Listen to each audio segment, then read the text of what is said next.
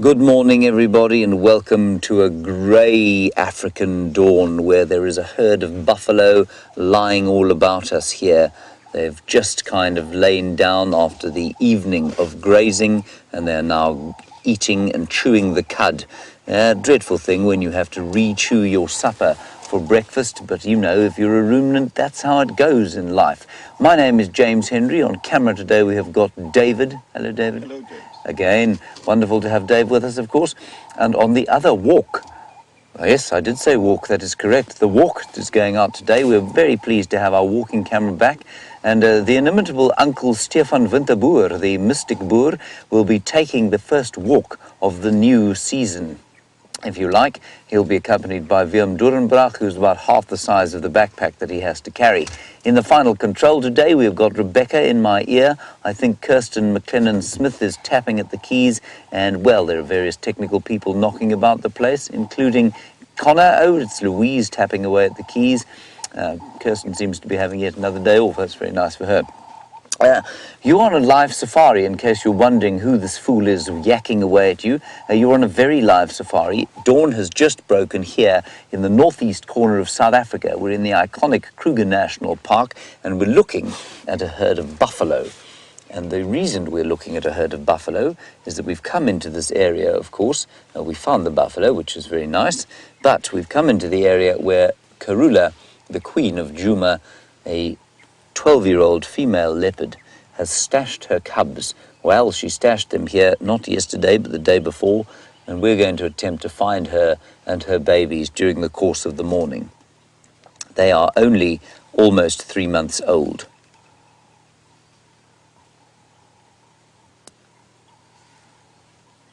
There we go, and you can just hear them slowly kind of getting up. I think, I may be wrong, I think they might actually just be getting up to start going to have their morning graze. They look like they've been here for a little while. And just have a listen to the sounds of this dawn.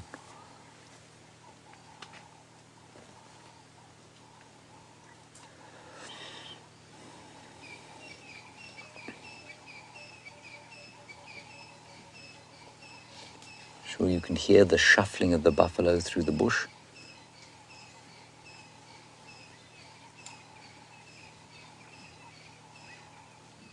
You can hear the francolins going. The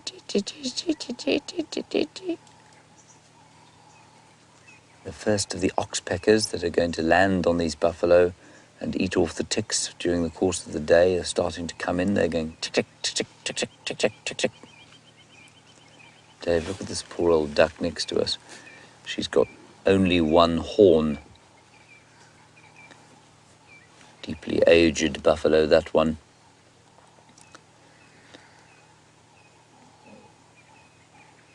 Now, they have a potential age of about 14 or 15 years. But I suspect that one is pretty close to that age now. It was very odd with that one horn. We were chatting the other day about how these horns are so individual on each buffalo, and they basically look like individual hairstyles or haircuts. That one looks like one of those beastly 80s ponytails that came out the side of the head. My absolute worst.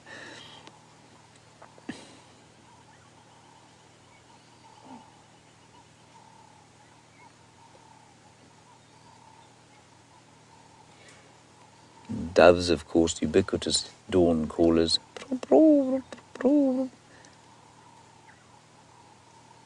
It really is incredible how many there are calling. Everywhere we're surrounded by the doves. Wonderful start, gentle start to the morning.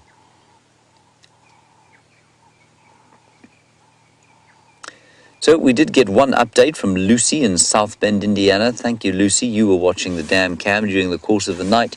You say hyenas whooping at 4:45 this morning. I did hear those from the camp. I also heard lions calling, but they seem to be very far in the distance. And so instead of going herring around the borders of the reserve, which we might do a little bit later, I thought we'd come into this area and see if we couldn't find that magnificent leopardess and her two little cubs. Let's shift a little bit forward.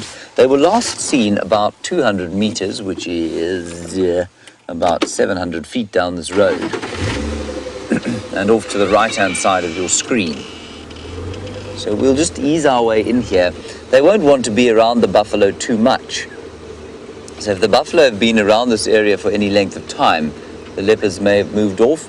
And unfortunately, the other thing these buffalo are going to do is obliterate any tracks that there are on the road. So I'm going to have to watch very carefully to see if there aren't any tracks of the kitty moving to and from. This is a big herd of buffalo here. Stop again. I don't mean to terrify you fellows. You have seen us 150 times. There's no need for you to become terrified. There's the main body of the herd there.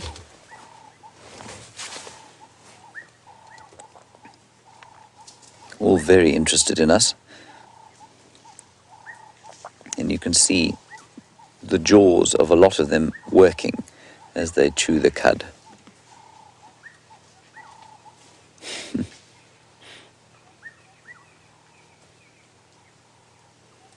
Look at that one looking over the top of its mother.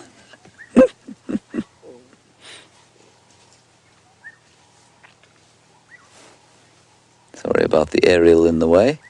Nothing we can do about that. That one, a bit like Huckleberry Finn, walking along with a grass twig out of his mouth. Her mouth, sorry.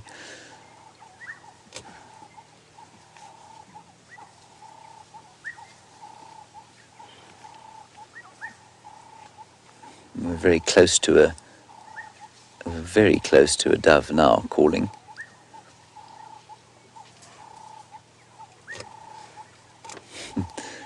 That one looks like it's kind of got a special hair highlights there. Hello, Meg in North California. You like my bird impressions? Thank you very much. I don't think they're very good much of the time. Ooh, look at the skin of that one. That's interesting. Maybe some kind of leucism. Seems to be a bit of melanin missing from the skin there. Buffalo always look to me to be so exhausted. They always sort of sigh and wheeze and belch and then lie down laboredly and get up laboredly and walk around laboredly. But they can move at an astonishing speed if they have to. For example, when lions are chasing them, then they have to move very fast. Now, I kind of need to get past these fellows, so I'm going to just ask them to kindly move.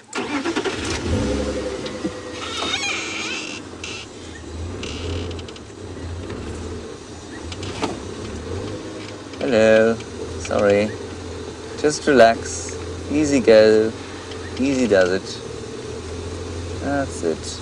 Nice and relaxed. There we go. There we go. I'm not going to stop because they will then genuinely all freak out. Not that they didn't sort of do that already. Let's leave them for the next little while and go off and see if we can't find some sign of those leopard tracks. Or maybe even the leopard themselves. We'll begin our search in exactly the same place as we last saw them. And then a question from someone whose name I failed to hear. Do leopards travel together? They do travel together. This is Nate, sorry. Hello, Nate Hisman. They do travel together only if the female is moving with her babies or if the male and female are in the process of mating. Otherwise, they don't travel together. They're entirely loners.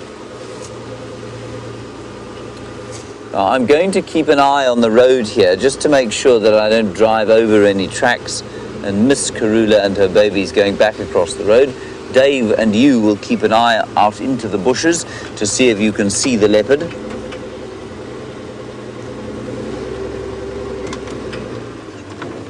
And I'd say we've got pretty much even money of finding this leopard.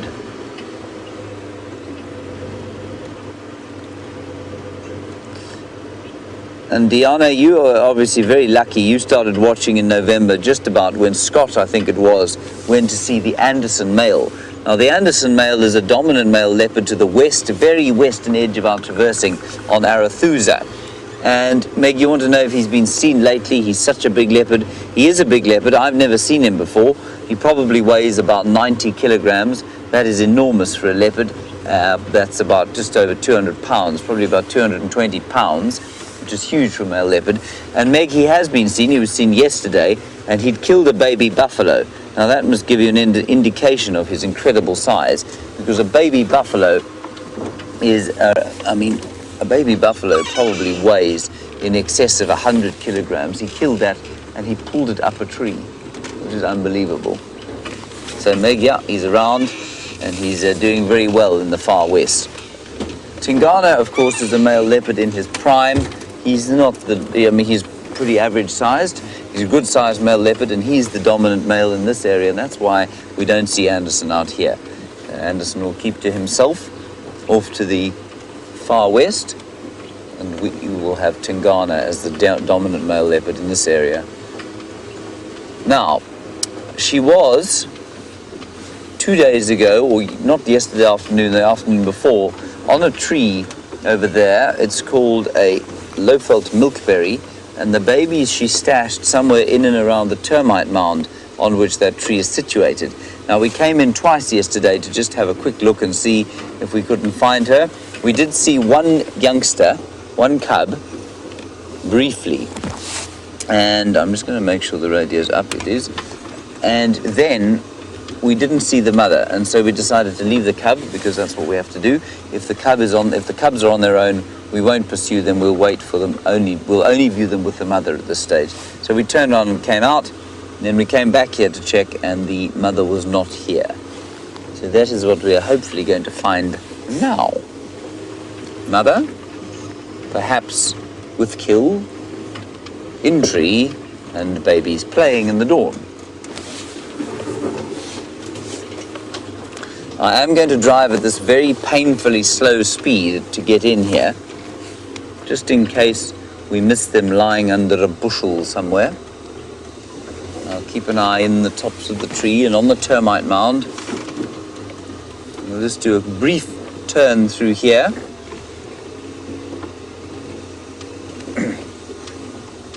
And Clayton, while we drive in here, hoping to see them, you want to know how long that Karula will stay with them. Clayton, Karula will stay with the cubs. Well, they'll stay with her.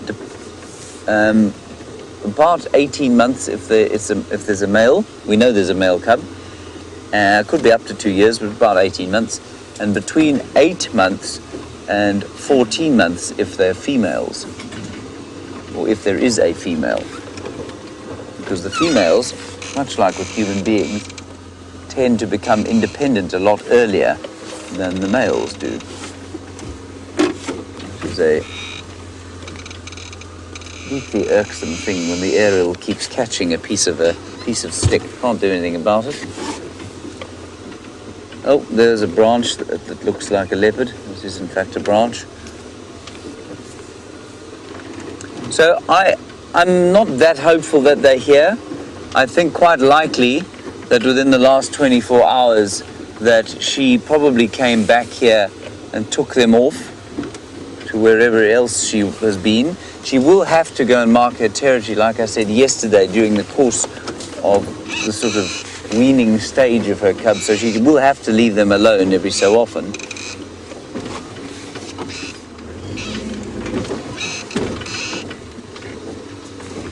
They were just through here. Let's just stop and have a listen and see if we can't hear them. And Joel, while we listen around here, see if we can hear maybe the sound of her calling the cubs or the cubs calling her. Joel, you want to know if the buffalo found the cubs, would they harm them? Yes, they definitely would. They'd trample them to death. So buffalo are not to be trifled with. They don't like predators around. But those cubs will just climb a tree and they'd be absolutely fine. Okay, let's be quiet for about 25 seconds.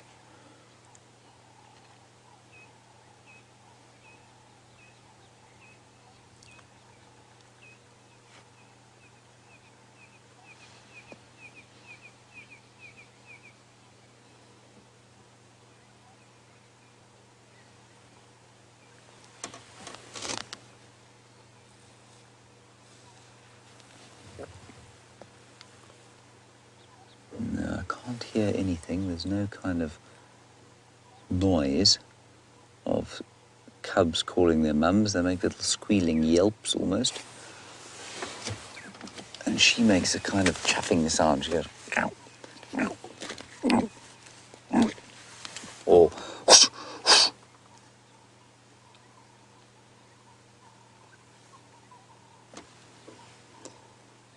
None of which I can hear, unfortunately. David, you can't hear any of that, can you? Okay, let's sneak a little bit forward, and then we'll head out onto the road, and we'll do the circumnavigation of this block and see if her tracks don't come in or out of this area. Hello, Jaden. You're a new viewer, and you say, where are we? And you like my accent. Well, thank you very much, Jaden. That's very kind of you. We are in the northeast corner of South Africa. South Africa is a country at the southern tip of the African continent, and we're in a part of it called the Kruger National Park, which is an iconic national park, very famous around the world. And we're on a live safari, driving through here, seeing what animals we can find. And the other things that we might see would be birds and trees and flowers and other interesting pieces of ecology.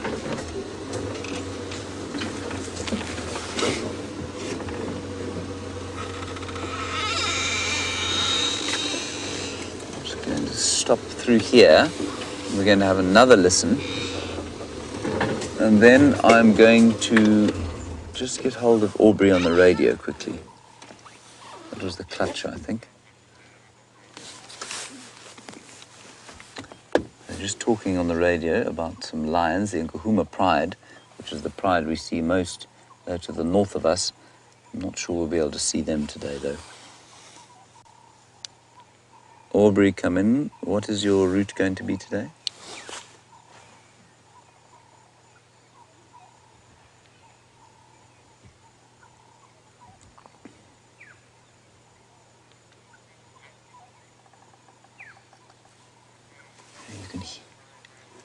You can hear some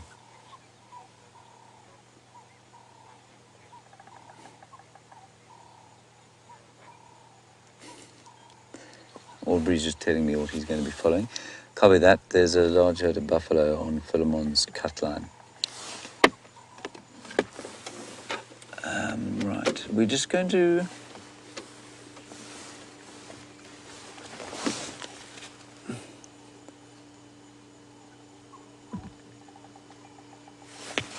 I just heard something there behind us.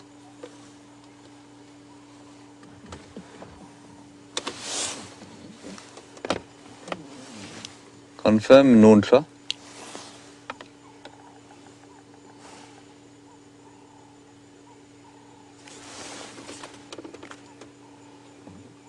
No. I think my ears are deceiving me. Okay, let's press on out of here.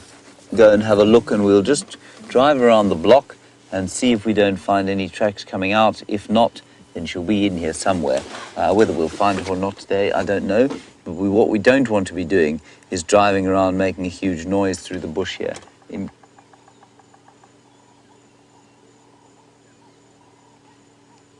Just listening. In case we give the cubs a fright. And if they're not, if her mum's not around, then we're not going to be around here.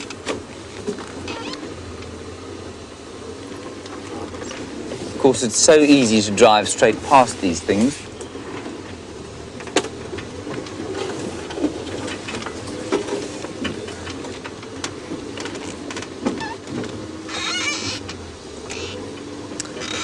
Now Mobile Paddy, very good question from you. You say when the cubs were born, they probably had a 20% chance of making it to adulthood, and now that they are almost 3 months old, what is their chance now?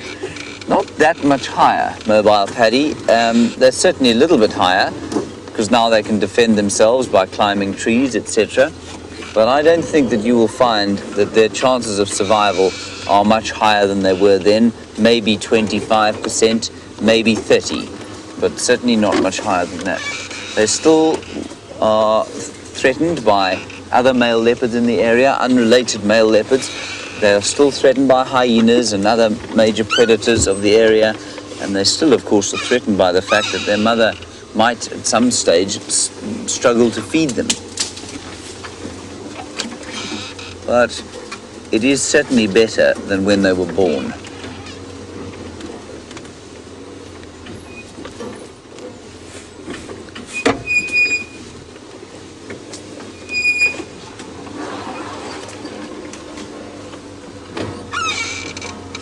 Terry, you're interested in whether leopard cubs ever compete with each other for food. Terry, they do, but not in the same way that, say, hyenas do. So they will compete for their mother's affections and for her milk, but I don't think they do it nearly the same way, for example, that hyenas will fight over it. They certainly don't do it quite as much as lion cubs would fight over food. And I don't think, especially there are only 2 of them, so I don't think they're ever going to fight to the extent that it affects their ability to survive. We'll just ease our way through here and try not to get killed by this rather vicious bush. I think we might have to go over this bush. It will pop up behind us, I promise. As we get out of here.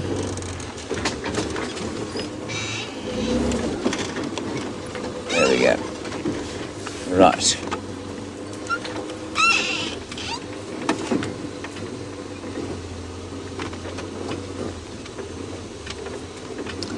And Brenda, a very good question as we sort of knock about here, wondering what we're looking for. You want to know how often a leopard would change her den site. Well, I mean, in this case, I think quite often, because the cubs are now mobile, so they can move with her. So they don't really have a den site anymore. It's much more that she'll stash them in an area, sit there leave them there while she goes off either to hunt or to mark territory. She'll come back. If she kills something, she won't bring it back here. She will she'll kill something, hang it in a tree, and then take the cubs there. They are now on solid food, and so they really are not sort of denning anymore. Initially, however, she would move the den site probably every few days. And certainly that's what she did. You know, for a long time, when Brent found the little one, he saw at least 1 cub, and that was on the 2nd of February. We didn't see them again for, what was it, probably about almost a month. In fact, more than that. We thought that she'd lost the cubs.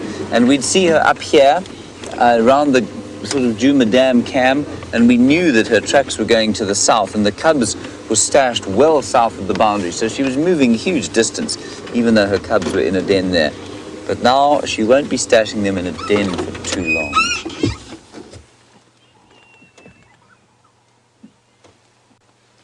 I cannot wait for the day that we're able to drive around here in an electric vehicle that doesn't make a noise. I think we're going to find a huge number more animals than we find now. There's some birds alarm calling through there. I'm going to do 1 turn through there and then we'll make our way back out onto the road. There's a Franklin going, pa-chee, pa-chee, pa-chee, pa-chee. Now, here we go, some great excitement. Linda Scroggin, you say you're excited that Stefan Winterboer is going to be taking a walk this morning. I'm also really excited. And let's go across to him without further ado.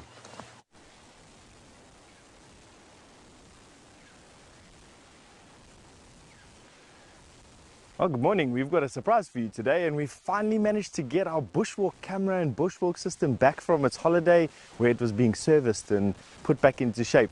I must be honest, from where I'm standing at the moment, I can't actually see what work was done on it. But nevertheless, we are going to try and bring you a couple of segments all the way from Djuma here on foot today.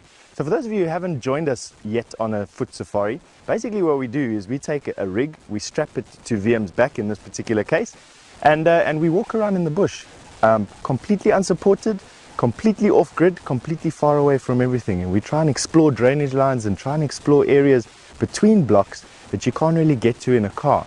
For obvious reasons, cars are nice and big, we're nice and agile, but it does lend this massively diverse aspect to the safaris. For those of you who have come on safaris before with us, you'll know that we can get right up to a bunch of small things, and in some cases up to a bunch of big things as well, although that's not really our intent. I'm Stefan Winterboer, and we are going to be heading off towards the drainage line today that goes down to the Philemon's pump and Philemon's cut line. Myself and VM have discussed that that's somewhere where we'd like to go today. It's quite overcast, I must be honest. It's a lovely day for a walk. Nevertheless, come right up.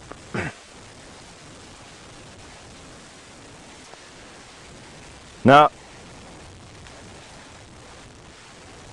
while myself and VM make our way across quarantine clearings, we're going to send you back to James, and we'll catch up with you when we're in the drainage line on the other side.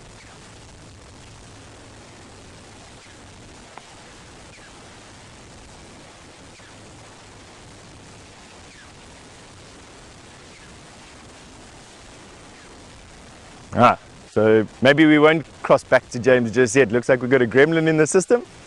But nevertheless, what we're going to do is we're going to walk across quarantine, and what's immediately apparent to me from the last time that we walked is this cover on top of quarantine. Still no grass, or very little grass, a lot of forbs. And if VM comes down at basically impala face level, you'll see how thick it actually is. Even though there's a lot of space between these forbs and these flowers, and this was something that's actually been quite amazing. The reason being is that this field gets covered in butterflies. About 12 o'clock in the day, when myself and James are running around here like madmen, trying to get some exercise into our weary bodies, where this field is just absolutely inundated in butterflies. It's actually been quite phenomenal. I know that he's shown you a couple of times in the past about these things, and of course, when you have butterflies, you have things that prey on butterflies. And this, what I'm going to show you right here, is the home of a jumping spider. Now, it doesn't look like much, this little silk cocoon, but this is a jumping spider. He's in here. They are daytime little spiders. And he closes up, or she closes up, this pursed web during the night.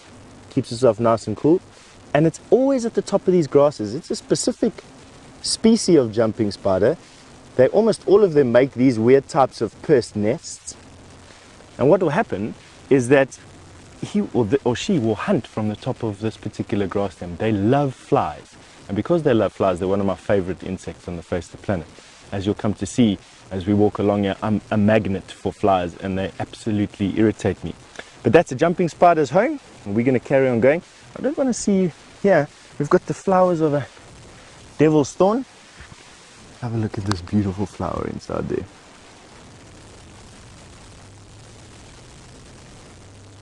Now that, one of the pioneers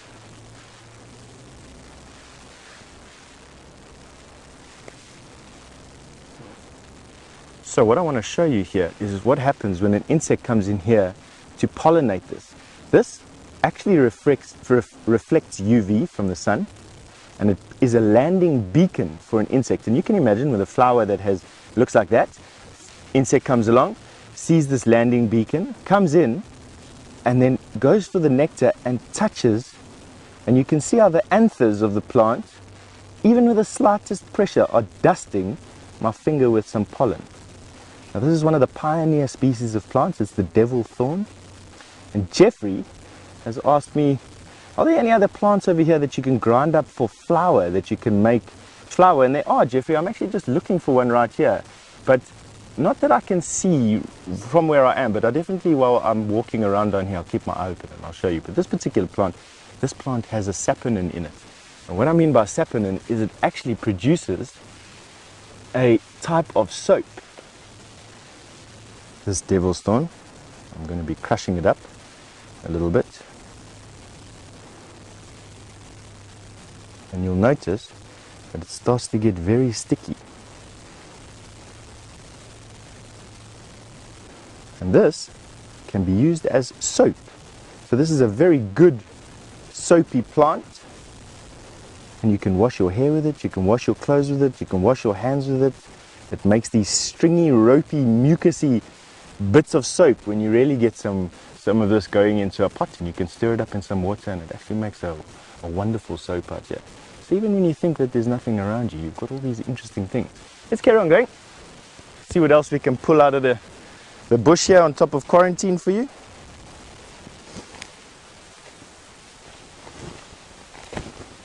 Yeah. Safari Jeans just said that it's so good to have me back in front of the screen, and thank you very much. Appreciate the compliment. It's been a long time. I'm generally on walk support while we are out here in the bush. Today we decided to give Sam a bit of a break, and I'm going to take the walk today. And it is nice. Keeps me practiced. And for those of you who have watched for a long time, please excuse any mistakes that I may make on the way. I don't think I will. You know, it's a bit rusty. It's like riding a bicycle. You eventually get used to it again.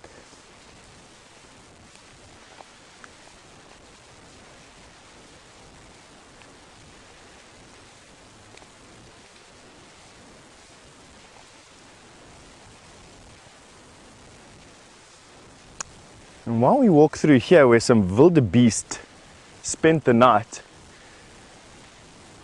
and it's quite, as VM is going to show you, this, why I know wildebeest spent the night here is you can actually see that the ground is a different color from where I am. You'll notice that it extends quite some way. I'd probably say about 20 yards by 20 yards. And then the ground changes color. And when I look down to see what this was all about, I'm just noticing lots of wildebeest footprints and impala. It's actually impala, it's not wildebeest. Wildebeest walked across here, but they didn't sleep here. What's actually slept here was some impala who will come out onto open areas like this at night time, and then in the first rays of the sun will go back into the bush. Now, Saberia Zumi has asked me, are male jumping spiders smaller than female jumping spiders? Because she recalls that male jumping spiders have a funny dance to females, and that's absolutely correct. The male jumping spider is a little bit smaller than the female, not always noticeable, but is a little bit smaller, and has a very funny dance. They sometimes will jump funny around the female, they'll sometimes use their pedipalps and they'll wave in front of the female, and that's because female spiders will eat male spiders if they don't act exactly like a male spider should. The second he acts a little bit off key, boom, she eats him. And it's unfortunate for the male, so dancing lessons are important there. But James is still looking for Karula, and once again, we're just going to try and crest here and walk off into that drainage line on the other side. You're going to go back and join James's search this morning.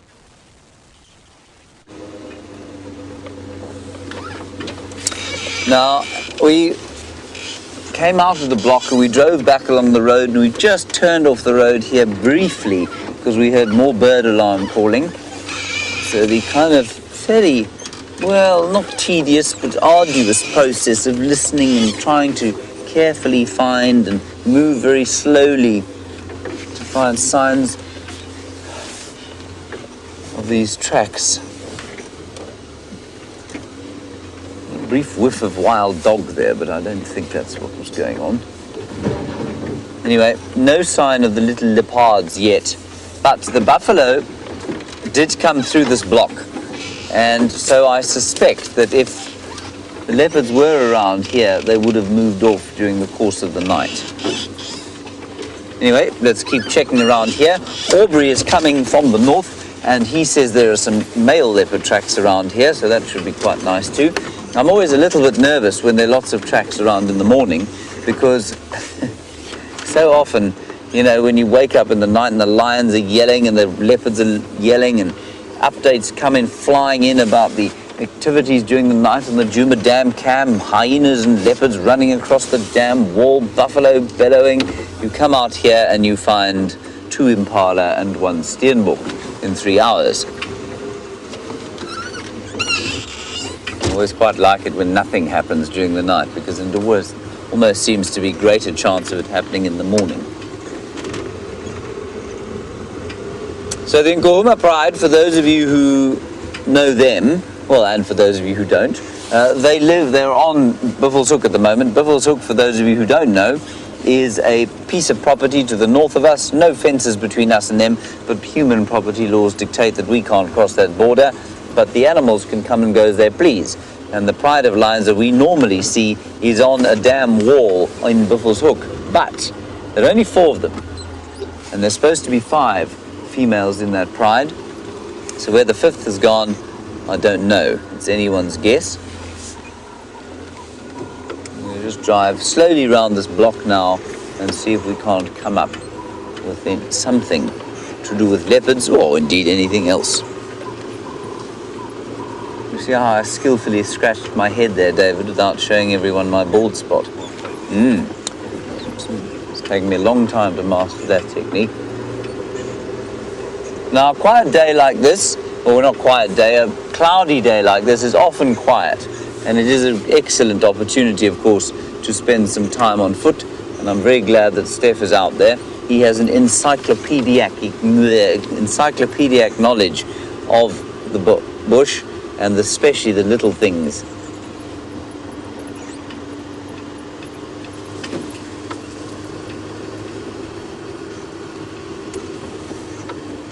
And Aubrey reckons that the male leopard tracks he's following are very fresh, but they're quite a long way north of here, so he might be lucky there too. So I was saying on a day like this, it can be very quiet, and that's because the animals, I think, well, they're a bit like us. They like to stay in bed when it's cloudy and not very nice. Like those buffalo, they lay down again. I saw them again just before you came back live, and they lay down again in the middle of the road.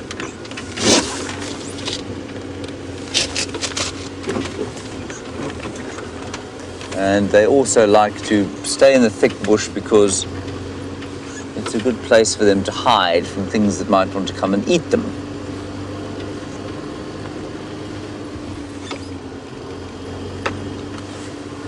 Hello Sandy, you're a new viewer, you're most welcome, it's lovely to have you along here. And please just excuse me everybody if I don't make as much eye contact with you as I would like to. I'm just keeping an eye on the road for tracks. Sandy, you want to know what the predators of little cubs would be? Well, the major killer, believe it or not, of leopards is other male leopards.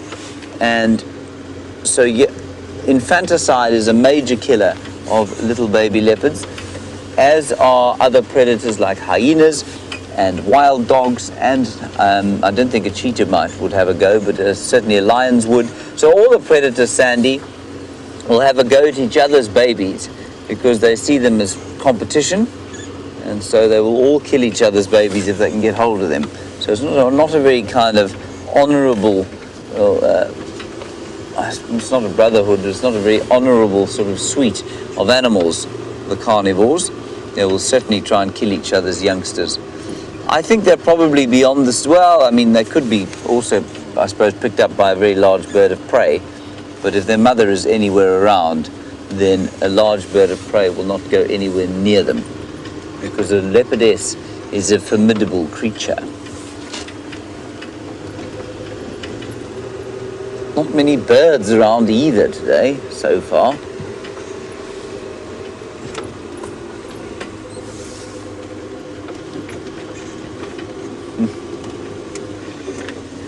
And Lael in Washington, you're talking about the predators of these cubs, and you say, could a human be perhaps a predator of those cubs? Could you catnap one of them, and would they be able to defend themselves with their teeth and their claws? I suspect you'd have some fairly severe scratches and bites, yes, if you tried to pick up one of the babies. I think at this stage there you could probably still domesticate them slightly, but it's interesting. Leopards, while they're certainly very cute when they're little, they all grow up, of course, as we know, the puppies and dogs. Apparently you can never kind of train the wild out of a leopard. So yes, they will habituate to you completely. You can sort of be around them while they grow up. You can raise a leopard by hand, but they always retain an element of real wildness. Now, that's a horrible noise. Look over there, everybody. Just underneath the bush, there is a little steenbok who thinks we haven't seen it. And that's exactly the kind of thing, I mean, we'd be looking for when we were looking for leopards. They would be hiding under a bush like this, almost invisible. So, Lael, while we look at that little steenbok, you can most certainly sort of raise a leopard by hand, but they retain an element of wildness, and when they get older, you've really got to watch out. And they don't become like a cheetah. If you raise a cheetah from young, they are basically like a hunting dog, if you like. But a leopard is never like that. That's a female steenbok who's now suspicious that she may have been spotted. Yes, we do see you. She too is chewing her cud. And I always think it's interesting to see a little animal like this doing precisely the same thing as those buffalo were doing. Regurgitating and re-chewing her food. A very efficient way of eating grass. There you saw her choke up into her mouth there. And there she's... Oh, Dave. Look at that. Now just watch her throat, everybody. If she doesn't get a fright, she will regurgitate into her mouth now. And then start to chew. Is that a fly on her? Or a moth? That's a moth on her forehead. There are two moths, yes. She's still not sure if we've seen her or not. Smelling the air, looking, listening. You see how those ears are filled with hair? I think that's got a large protective role to play, that hair, to keep the ticks out.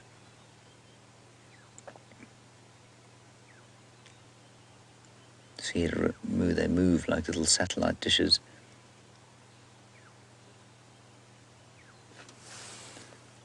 I've just thought to myself, well, you better look around her. Maybe she's being stalked by Karula. We're not far from where Karula was, of course.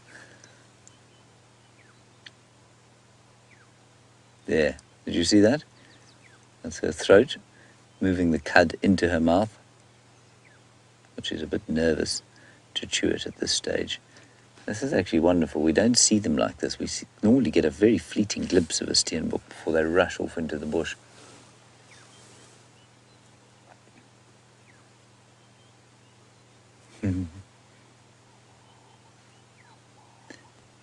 I can hear some of the wildebeest all the way across from quarantine clearings going bow, bow.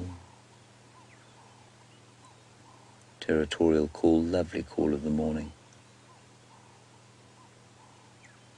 All right, that's with the steenbok down. And we just have a quick look here. In this tree here, you can see a hole. And in this hole, there might be many things.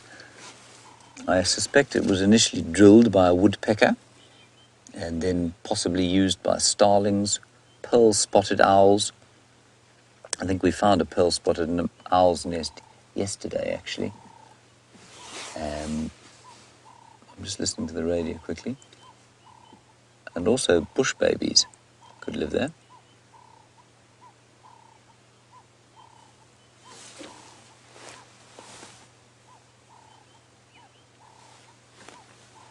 I'm just listening to the radio quickly. Okay. Sounds like a male leopard is heading southeast in this direction. I'm just going to quickly update the guys on the radio.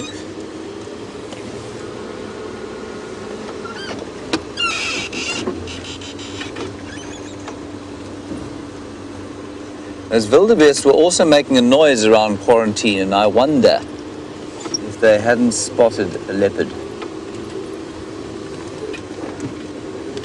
Orbs, I'm coming north of Zoe's as well. I haven't found anything, but I am live. I just heard some wildebeest alarming on quarantine now.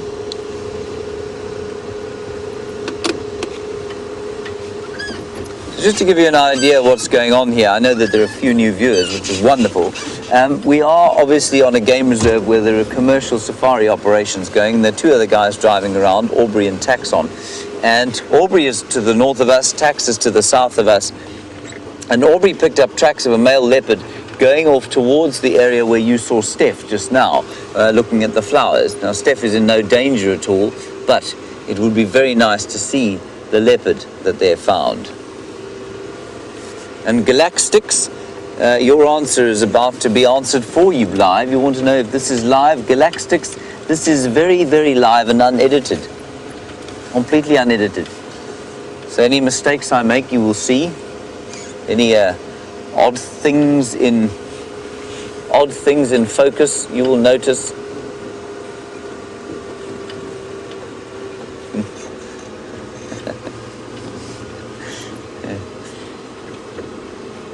Rava in Tucson, you ask an interesting question about why it is that we say lioness and sometimes we say leopardess, but we never say cheetahess or jaguaress. Well, Rava, I think it's just a language convention. There's no biological reason for it at all. Cheetah-S just sounds ridiculous to me. Jaguaress also sounds fairly ridiculous to me. Tigress, we definitely say tigress for female tiger. I think it's just got to do with the language convention. I don't think there's any other reason than that. A lioness, certainly. Leopardess, yes, but not always. Well, we'll often say female leopard before we say leopardess. I tend to call, I don't know why, this is probably just a strange whim of my own, but I tend to call a leopard with cubs a leopardess. And if she doesn't have cubs, just a leopard. I don't know why that's the case.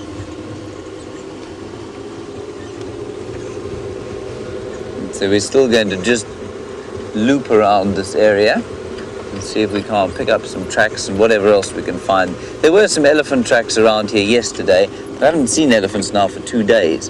And it's so funny how sometimes they are all over the place and other times they are nowhere.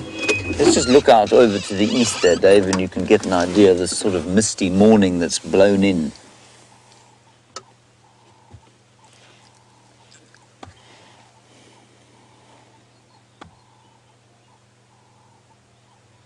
It's an unusual sort of morning, this, to have mist at this time of the year. It's normally pretty clear, and from now until the rainy season starts again in November, we have hardly any cloud at all. Well, that's normally what happens. The weather patterns this year have been all cockeyed, so quite possibly we'll have raging storms in the middle of winter. Thank you, David.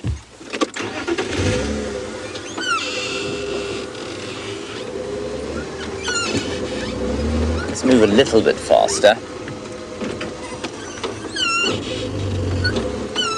Oh, brilliant. Steph's got a really interesting bird to show you.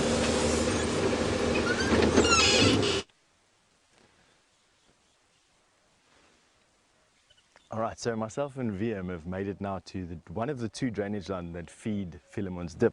And while we were coming down this game path, obviously we want to find something big and furry, but what we found is a bearded woodpecker that is drumming. Now, bearded woodpeckers are the largest woodpeckers that we find here, and a bearded woodpecker shows how, let's say, how fuzzy he is, how suitable for breeding he is, by bashing his face against the tree in a very, very specific pattern.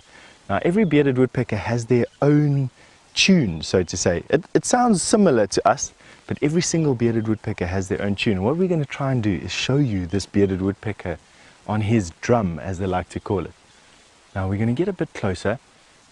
Generally, they're quite shy, but he will be using this drum in his area exclusively. No other woodpecker will be allowed to use his drum. I'm going to try and get up. There he is, in profile. So let's see if we can get you in a little bit closer. VM's going to punch in on him at the moment. He's sitting side on the branch.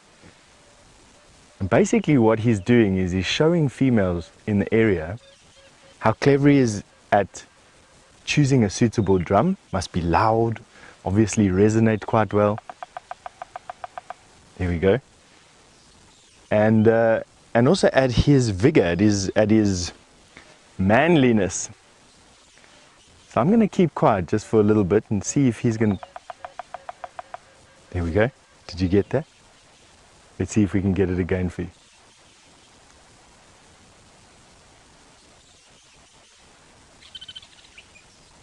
He's going to do it now.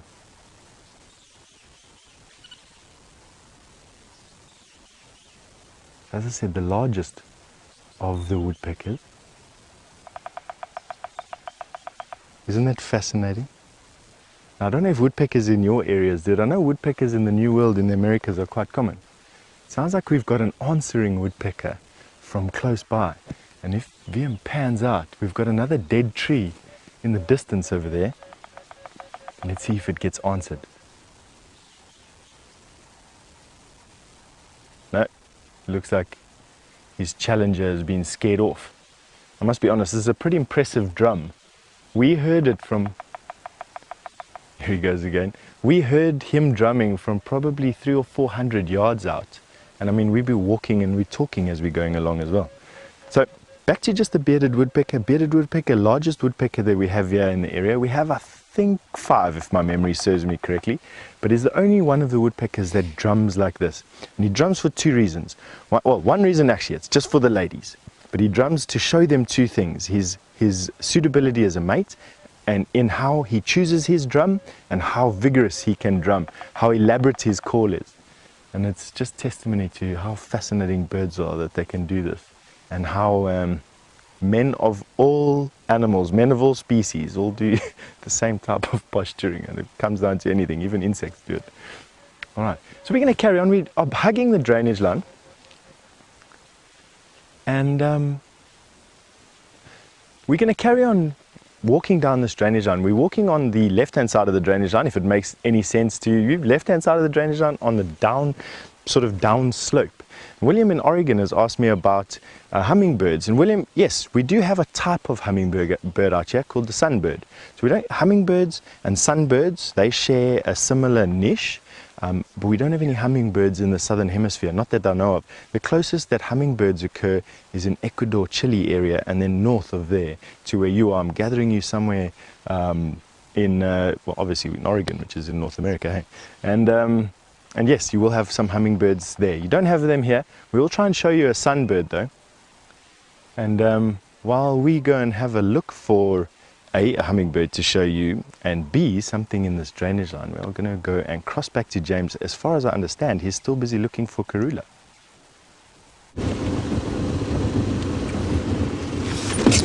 That's really special to be able to see those,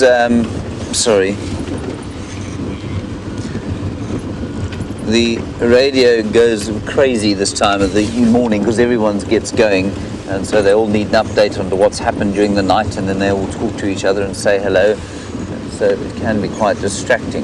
Anyway, really special to be seeing that bearded woodpecker. I've got to tell you, it's we hear them all the time going tat, tat, tat, tat, tat, tat, tat, tat, tat, and really nice that you've got them on foot there, especially with that very pleased to have that camera back, which I suppose is very similar to our camera that we now have, on our new camera on the back of the car here. The super zoom, which allows us to see the bush in great detail, and it really is amazing. Once you've used it, it's very difficult to go back towards the other zoom lenses, which don't tend to be nearly as effective at finding the little things for us. Great when you're looking at lions killing buffaloes, not so excellent when you're trying to find a bearded woodpecker subtly peeling grubs out of the bark of a tree.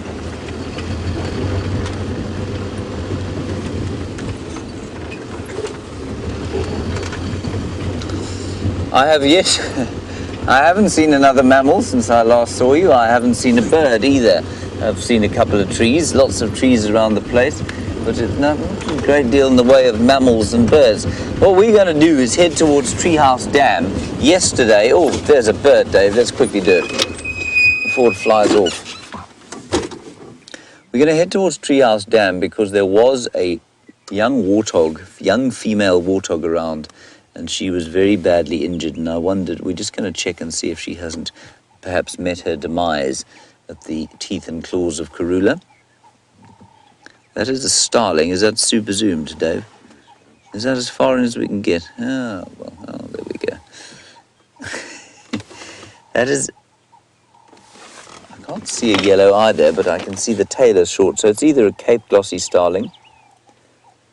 Yeah, I can hear it calling now. It's a Cape glossy starling. It just looks like a black bird to you, I suppose, now. But in the light, it has very iridescent purple and blue and green feathers. Right, there it is, the Cape glossy starling. Beggars can't be choosers. Let's appreciate that sighting. There we go, it's off it goes. And we'll press on now. It's amazing how little there is sometimes.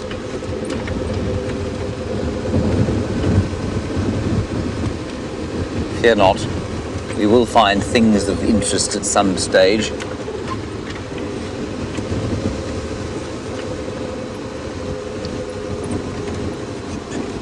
That's a very clever question.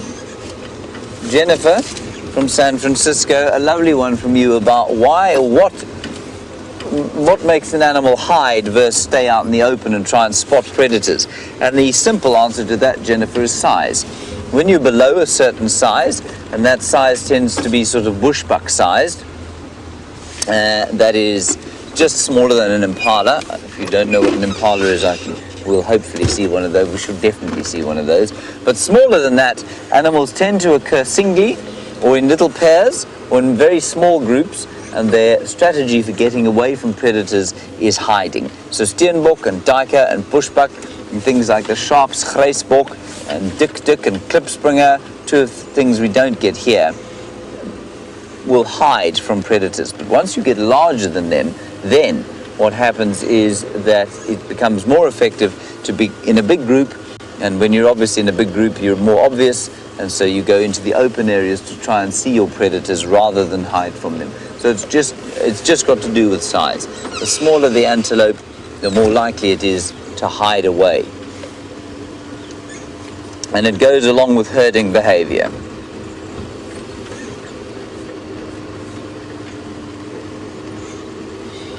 Oh, and Erlene, you're in Texas? Yes, of course. You say, can I give you an idea of the size of a steenbok or a duiker? Well, yes, certainly. A steenbok probably weighs about 11 kilograms. Now, that is in pounds, about 25 pounds. And a duiker a bit more, between sort of 16 and 22 kilograms or so. So say 20 kilos is about 44 pounds. So, yeah, one is about 25 to 30 pounds, the other is about 45 pounds. And they stand, I guess if we can compare them to sort of dog sizes, a steenbok would be about the size of what kind of a dog? A sort of Labrador size, maybe a bit smaller than a Labrador. And a steenbok, at least a duiker, watch out Dave, sorry, the nasty thorns there. A duiker, don't touch with your hands, you'll get sliced to pieces. A duiker would probably be the size of like a retriever, a large retriever. So that's the size of the steenbok and the duiker. We're now approaching Lake Treehouse,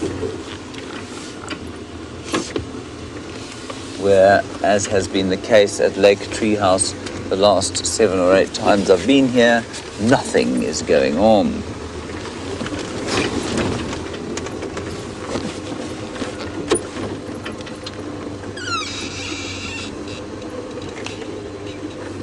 We'll just stop here and have a listen. We'll drive around to where I thought that warthog went, and we'll see if we can find her. In this sort of muddy cesspool, if you like, which the animals will very happily drink out of, there are many terrapins, many serrated hinged terrapins. And if you look at the surface of the water, you can see it broken every so often, just all over the surface by the heads of the terrapins. And sometimes they come out. There you go. And that's of course because a terrapin, and for those of you who don't know what a terrapin is, it's a freshwater turtle. A terrapin, of course, is much like a turtle, a reptile, and that means that they cannot breathe underwater. And I think people forget that quite a lot. They tend to think of terrapins and things, and frogs even, as being able to breathe completely underwater. And they cannot. Frogs can, to a certain extent. But terrapins and reptiles, like turtles even, although they can hold their breaths for huge amounts of time often, they cannot breathe underwater. Only the fish have mastered breathing underwater.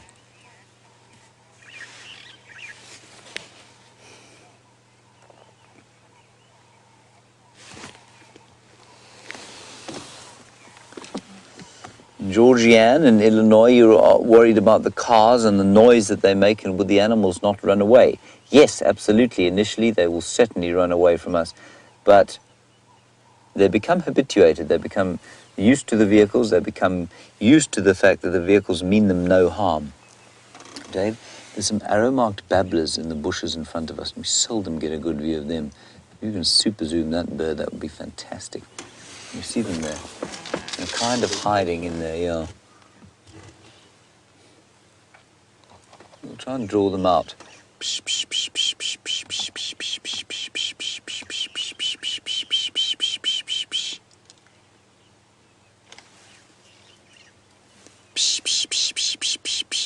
Typical. Oh, there we go, Dave, quick. That's it. That is the arrow-marked babbler, everybody. And he's a really pretty bird. You see? Look at his orange eye. And the arrow-shaped feathers on his breast and back of his head. Very nice. And they occur in flocks.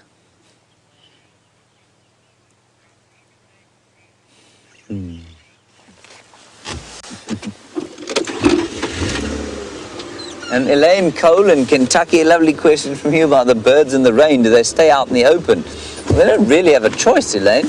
They have to stay out in the open. They will try, well, I mean, not out in the open, but they do go into thick bush. Often, a lot of animals during heavy rain will go into thick bush and sit there miserably and try and sort of ride out the storm. I suppose if they're very little, it's like things like a grey penduline tit, for example, which is a bird about that size. They've got nests that are fully covered and fully enclosed, and they might be almost completely waterproof. Then you'd get something like a hammerkop or hammerhead, which is also able to build a nest that is completely waterproof. But otherwise, yeah, they'll probably just find some sort of thick bush and sit there and ride out the storm.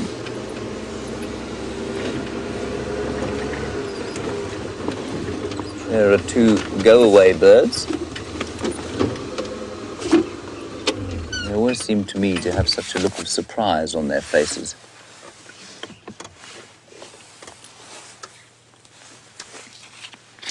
Sandy from Canada, you say, do we ever get something called a plated or pilated woodpecker here? No, Sandy, we don't. We get 4 kinds of woodpeckers.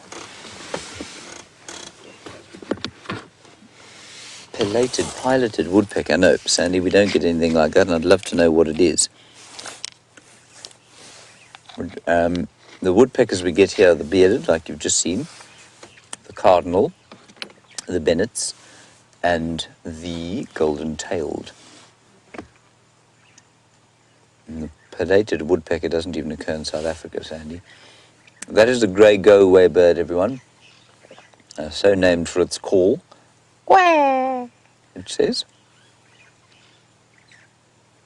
And although a bit grey and drab compared with their much more colourful cousins, the purple-crested and Neisner-Luries, well, the grey looks quite nice with the green there, don't you think, Dave? A nice combination.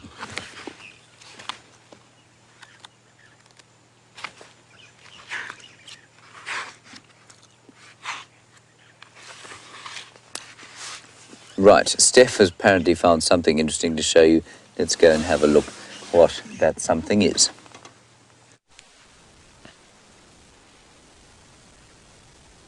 And from out of the dead buffalo thorn, I come to you again. Myself and VM have now walked through that drainage line that we were at.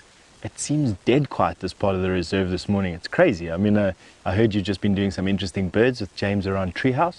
myself and VM are walking to the second of the drainage lines that goes into Philemon's Dip. It's a slightly wider drainage line. I like walking in there because it's easier to see what's around the corner. The drainage line that's close to quarantine is a very tight little drainage line. Makes you a bit nervous, so to say.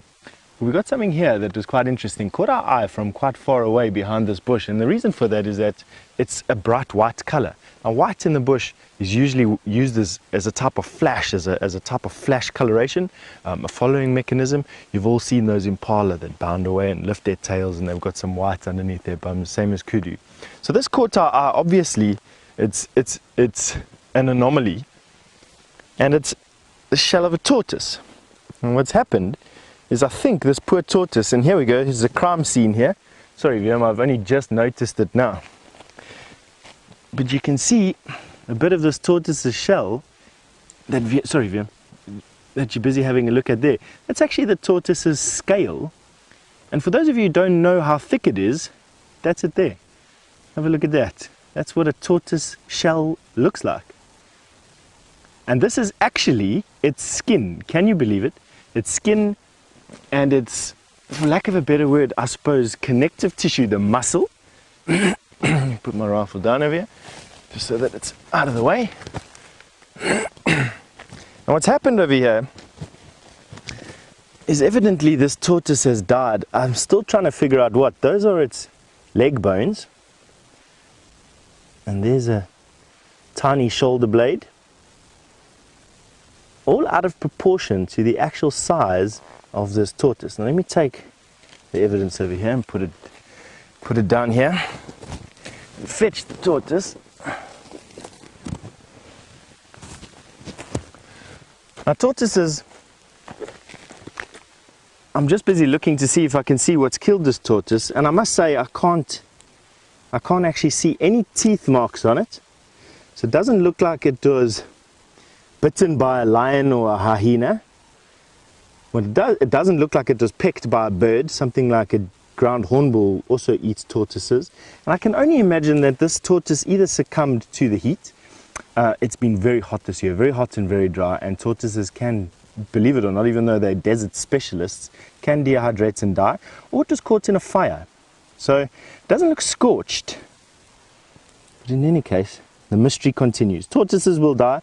Nevertheless, this is its plastron. This is made up of clavicles, it's made up of the breastbone, and it's made up of a bit of the pelvis. Here's the pelvis. And then this is made up of the spine, which I'm going to show you right now, but this ridge would have been on the top of the tortoise's back. And if you look down the spout, VM can show you inside there. I don't know, can you see inside there, VM? It's a bit dark inside there, VM says. But basically, you can see the spine is fused to the shoulder blades on the inside. Let's see if I can get you some. Yeah. Cool. There you can see the spine on the inside. So it's not like the tortoise is an animal that lives inside of a shell similar to a hermit crab or even a snail. A tortoise is one solid thing. It's all that's happened is its skeleton has moved from the inside, like we have, to very close to the outside, and its meat and all the organs have moved inside of the skeleton. I know it sounds a bit weird. It took me a couple of years actually to fathom this out until I started to look inside of this tortoise. But basically there's a scale that's coming off. This would have been his skin and connective tissue, his muscle, and the bone would have moved out, displaced all of the tissue that we have on top of our bones into our bones and inside there. And the reason for that is that tortoises are actually, I mean, I would go so far as to say that I could probably stand on this without too much. There's about 3/4 of my weight. And let me lift up my foot. There we go. Lift up my foot. That's a full 160 pound on top of a tortoise shell. That is this tiny little thing.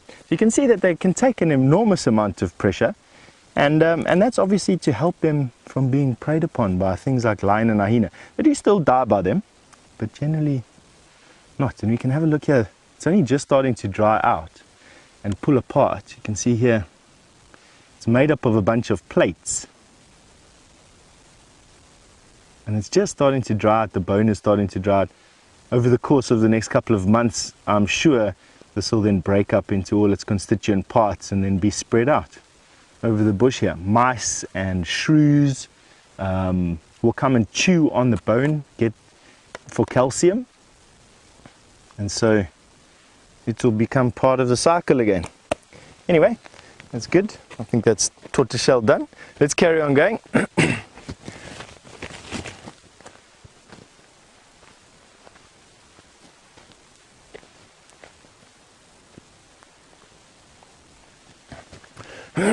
James Richards, I suppose, with our face stuck into the branch over there, James Richards has asked, is it possible to see giant land snails? Absolutely, James. It's not that cold just yet. It was a bit chilly this morning, but it's only because we're starting to come to the end of April, beginning of May. It just happens to be my favorite month of the year, and that is why we're having the type of weather that we're having. And we will definitely see a decrease in snail activity between now and about the end of May, when it starts to get a little bit cold. But not too cold for snails just yet, a little bit dry for snails, and their activity periods will start to decrease now as we start going into our autumn period, and we won't see any snails from about the end of May to probably about November-ish, somewhere around there, when they'll start coming out of the first rains. And let's all hold thumbs that this year the rains actually do come.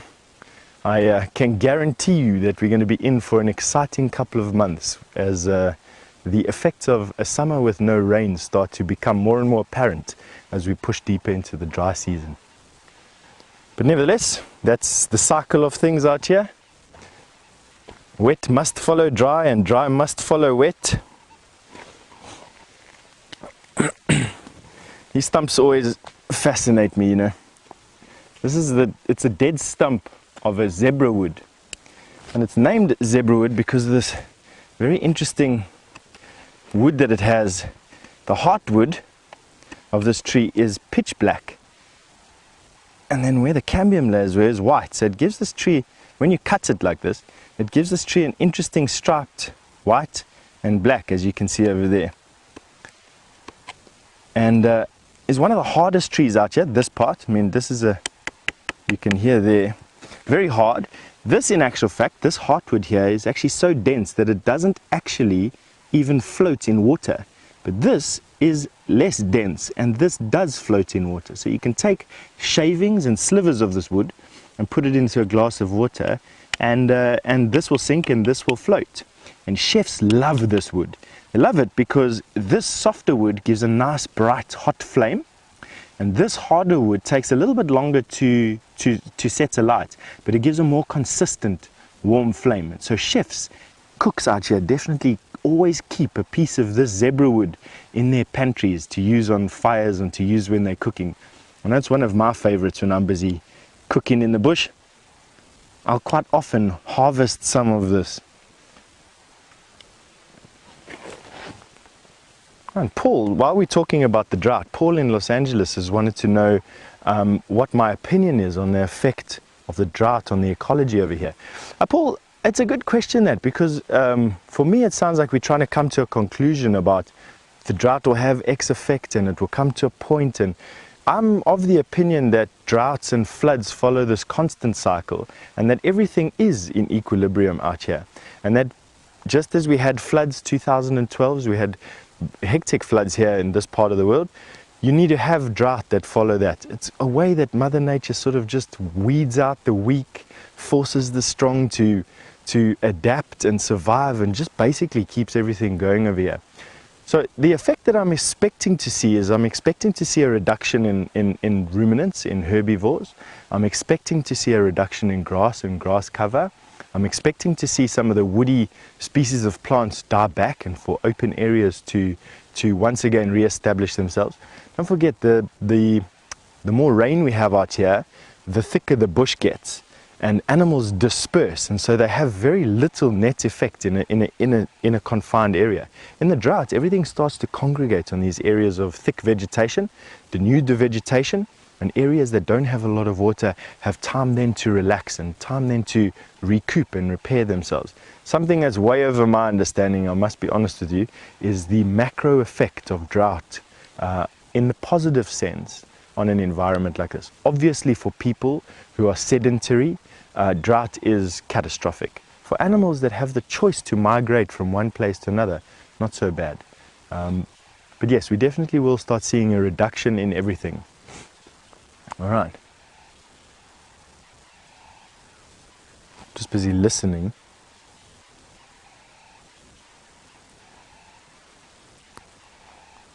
All right. We've got some noise that's coming from the other side of this drainage line. And while I stand here and just listen a bit more, Siberia Zumi has asked me, are there some species of wasps that will parasitize tortoises? Siberia, that's a good question, and the answer to that is no. I'm gathering that you are asking this because you've seen wasps lay eggs on insects, and then their larvae parasitize the insects, living on the living insect or the living host until they themselves are ready to pupate and come out as a wasp. And no, they don't. They will have parasites, and they absolutely do have parasites, but not that type of parasite, not the wasp laying an egg which then lives on the living host, not that type of parasite. All right, now we are going to be going towards where I can hear this noise. It sounds it's like 100 or 200 yards from here. And while we are very careful winding our way through this thick bush using all of our senses, we're going to link you back to James.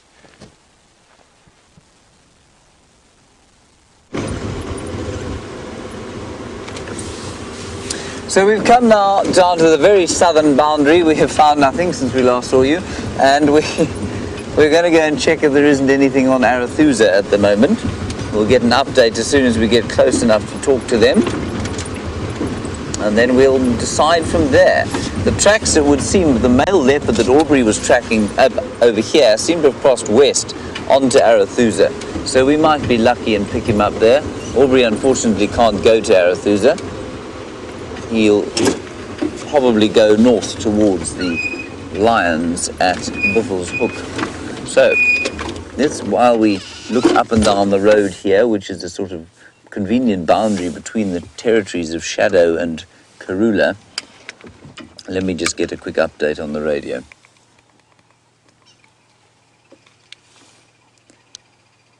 Morning stations Arathusa, may I have an update for the morning, please? A stony silence fills my ears, everyone.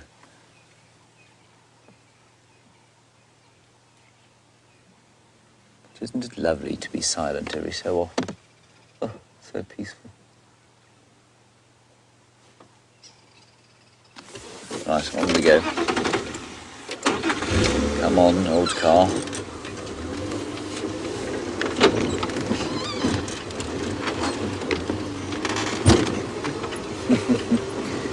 Mobile Paddy, you're absolutely correct. It does help. Exactly. Now, I hope you're all doing the same thing as Mobile Paddy is. She says, but when I stop to listen, she holds her breath in order to keep quiet. Mobile Paddy, it definitely helps. So all of you, when I say, oh, let's stop to listen, you do need to be very quiet, of course. Hold your breath and look and listen very carefully to what's going on around us. Thank you, Mobile Paddy, for your efforts to help us find the animals out here. That's wonderful.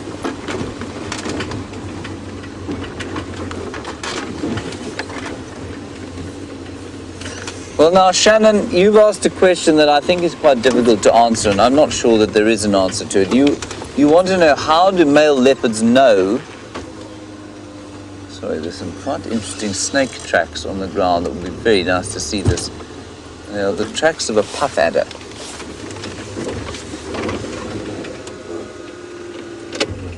I don't see the snake. Let me just quickly get out and show you. You can see them there, Dave. There are the tracks of a puff adder, everyone. The puff adder is like a sort of, what would be the same, but look a bit like a rattlesnake. There's some elephant tracks as well around there, but the puff adder went all the way down the road. So that's quite fun. I'd love to see him.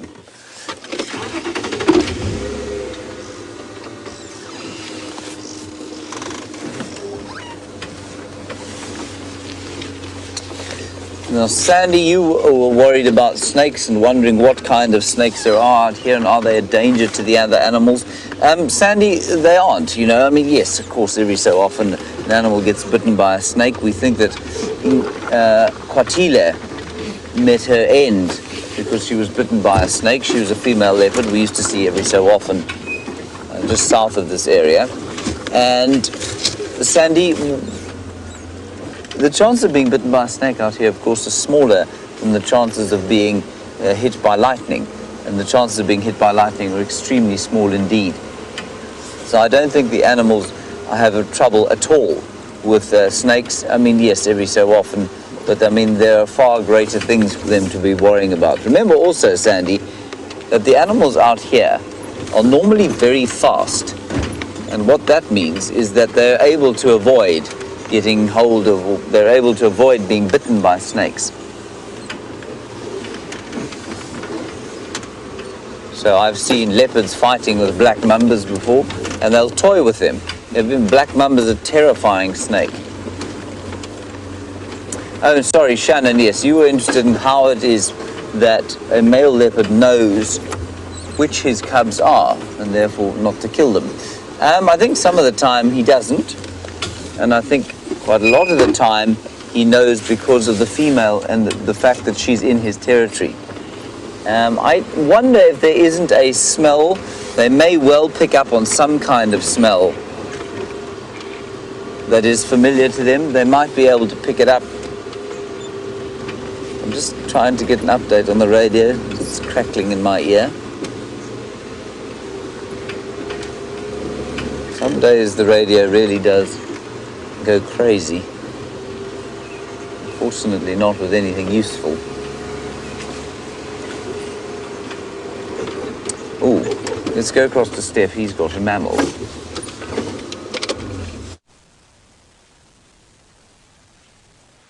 Now right there, folks, in that bush, VM is on it, is a slender mongoose. There we go, there we go. Have a look at that.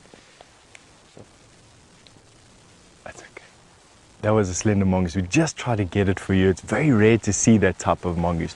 I'm under the impression that slender mongoose are of your most voracious and aggressive of all the little predators out here.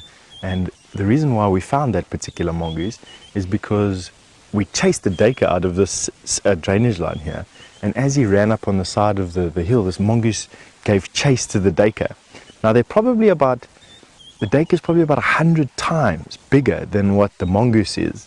Duikers get to about 16 kilograms, and that mongoose won't weigh more than 1.6 kilograms at most, probably around about 600 grams. And obviously wasn't hunting that duiker, but it was just testimony to, I wouldn't even say, they're very inquisitive. It's just testimony to how inquisitive that mongoose was, that it gave chase to this duiker as it left over here and allowed us some time to see him. Now he's just moved over to the top of this drainage line. There's every reason to believe we could probably sneak up and see if we can get him a little bit. We've come into this area because there's a bird party here, and I think that mongoose was trying to hunt one of these birds. So let's see if we can get to see him. It'd be quite nice if we can actually show you this little mongoose. They're incredible little predators. Now VM, it's going to be difficult for you to walk up here.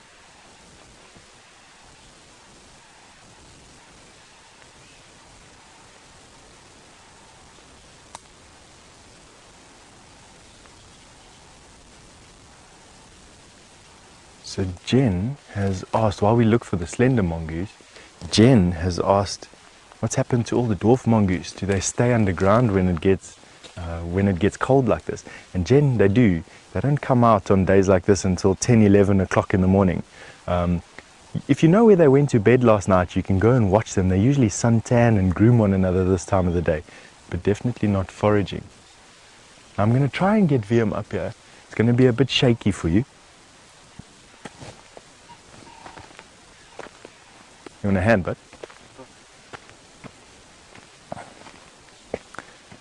And we're going to see if we can find this slender mongoose. It's actually quite difficult to try and see. Most of the times, the only time you get to see a slender mongoose is when they are running away from you with their tail up in the air. Very characteristic black tip to the end of the tail. But I'm hoping that with the ground cover that we have, that we could get to see him somewhere in here. Now, I know from where you are at the moment, it looks like I'm trying to sneak and we're trying to be all quiet. And there's no reason why I'm doing that actually. It's just my own self. That little mongoose saw us from long ago and is probably watching us right now. Let's see what we can see down here.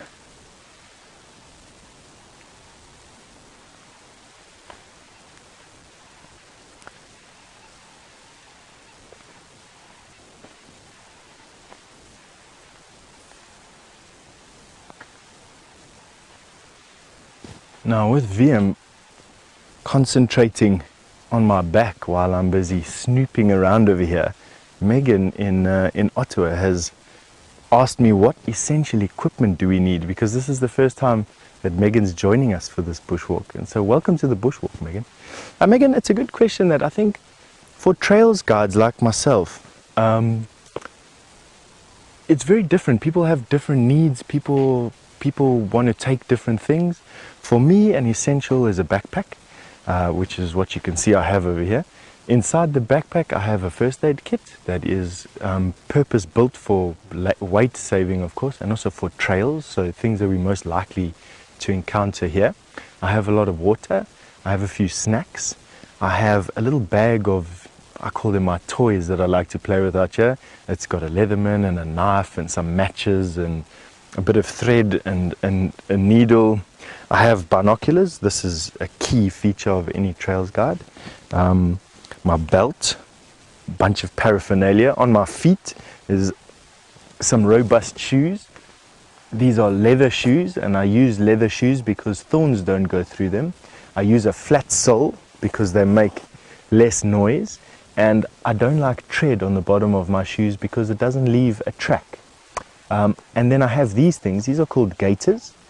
These stop grass seeds from entering my foot, which become very painful when they are in your socks. So these are not for ticks, they're for grass seeds, which feel like they're drilling your foot off. And that pretty much, apart from my rifle, is pretty much the kit that I carry around. Obviously, we only go out for 3 or 4 hours at a time. And my kit would change quite dramatically if I were to go out for a full day or to go out for multiple days. I'd then have to consider more food. I'd have to consider some type of shelter perhaps. So this pack definitely changes depending on what I'm using it for.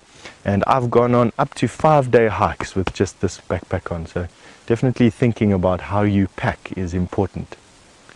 All right, I hope that explained that to you, Megan. But basically it's just what you feel like. Now we're going to try and put you through here, VM. I think there's no other real way of going through here. Although, I do want to show you this.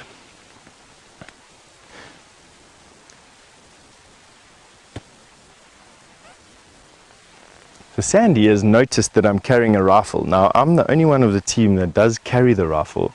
You need to be certified, for lack of a better word, to not only possess a firearm, but also to use a firearm out here. And generally speaking, what we try and do is have 3 people on a walk. It would be the presenter, in this case the presenter is myself, or James, or Brent, or Jamie for that matter, or Sam actually. And we'll have a cameraman, and then we'll have someone walking as security. Now, I'm walking now as presenter and a security, hence you get to see the rifle from time to time. You'll notice that won't be the case when we, sorry, there was some disturbance there and I wanted to know if it was that little mongoose of ours. And you'll notice that they don't carry the rifle, and that's because we've got 3 people on walk. Today we've also got 3 people on walk, an extra set of eyes. Connor's joined us for a walk and he's standing close by, and while I'm busy speaking to the camera and engaging with you and have final control talking to me in my ear, I can't always hear the bush, and so it's safer to have 3 people.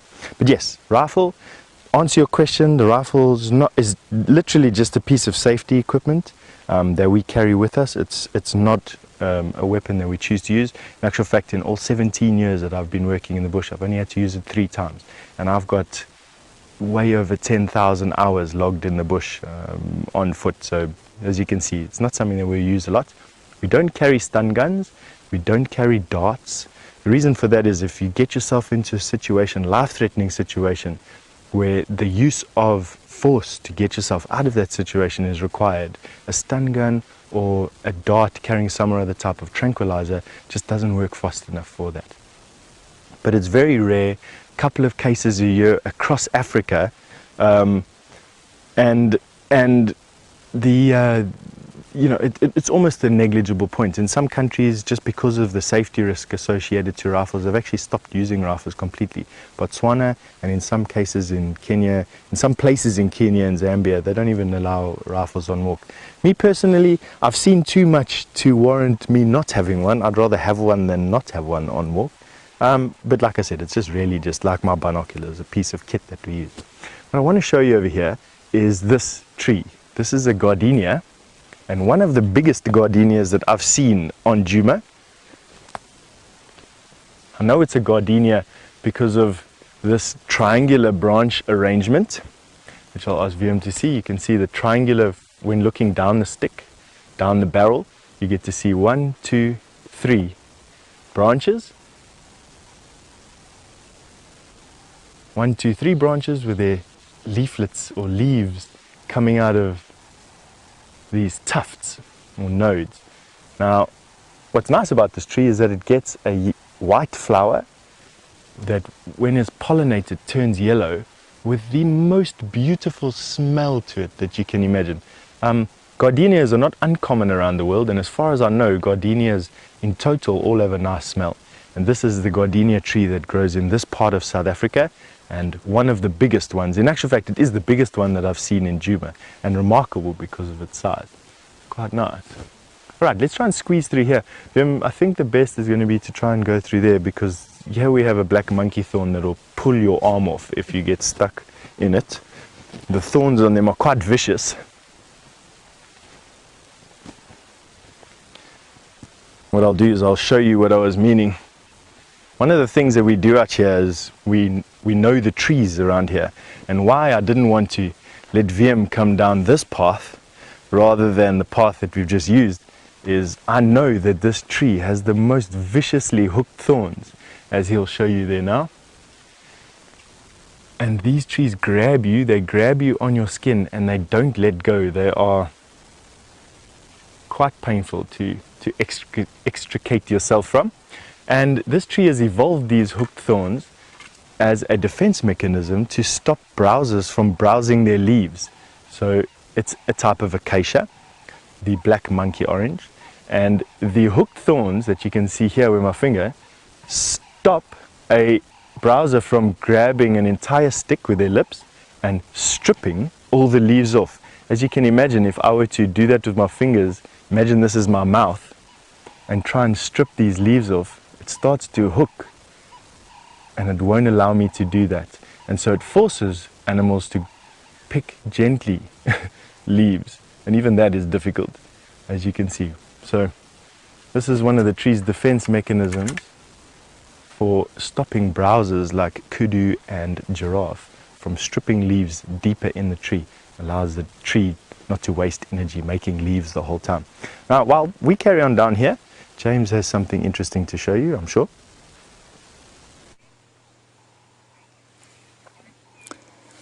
Well, on Arathusa, everybody, there be a green pigeon.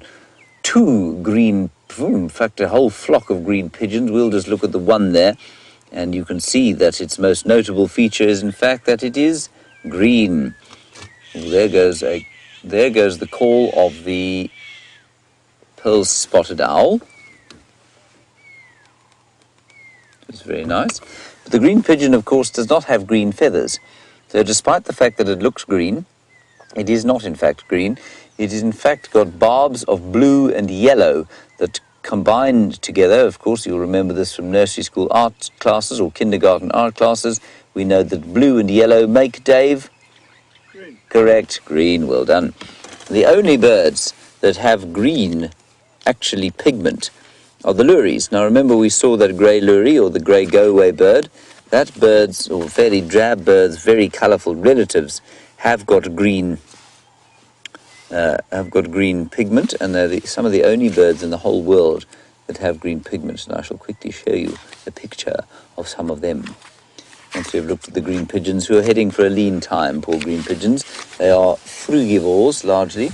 So they like to eat fruit, but there aren't many fruits around at the moment, other than a few of the quarries. There they are. See how pretty those birds are. That is the Neisner lory, or taraco now.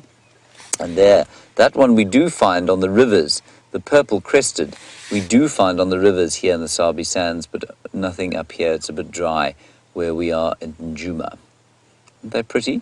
And there is the very poor relation, the grey go-away bird, just above that. Shame.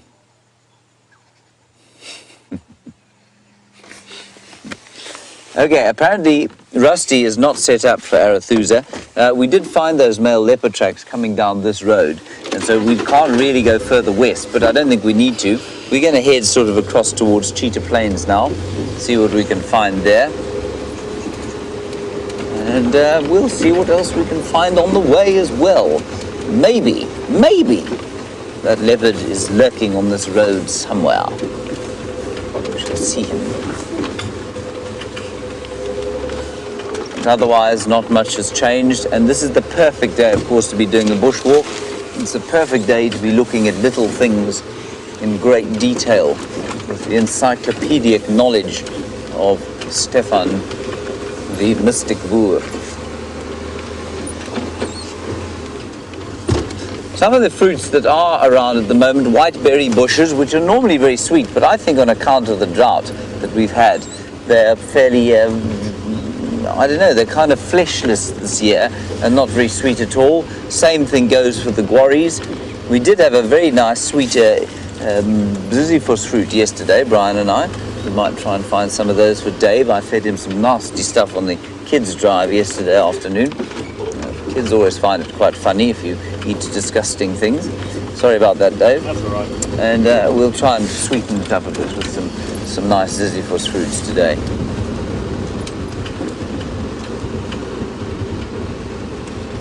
Otherwise, mammal-wise, not much going on out here. It's actually quite astonishing. I told you that I would show you an impala. I still remain sort of almost 95% sure that I'll be able to show you an impala. The fact that I have not seen an impala today is indicative of the fact that the universe is in fact spitting upon my head today. Male leopard tracks are still going down this road.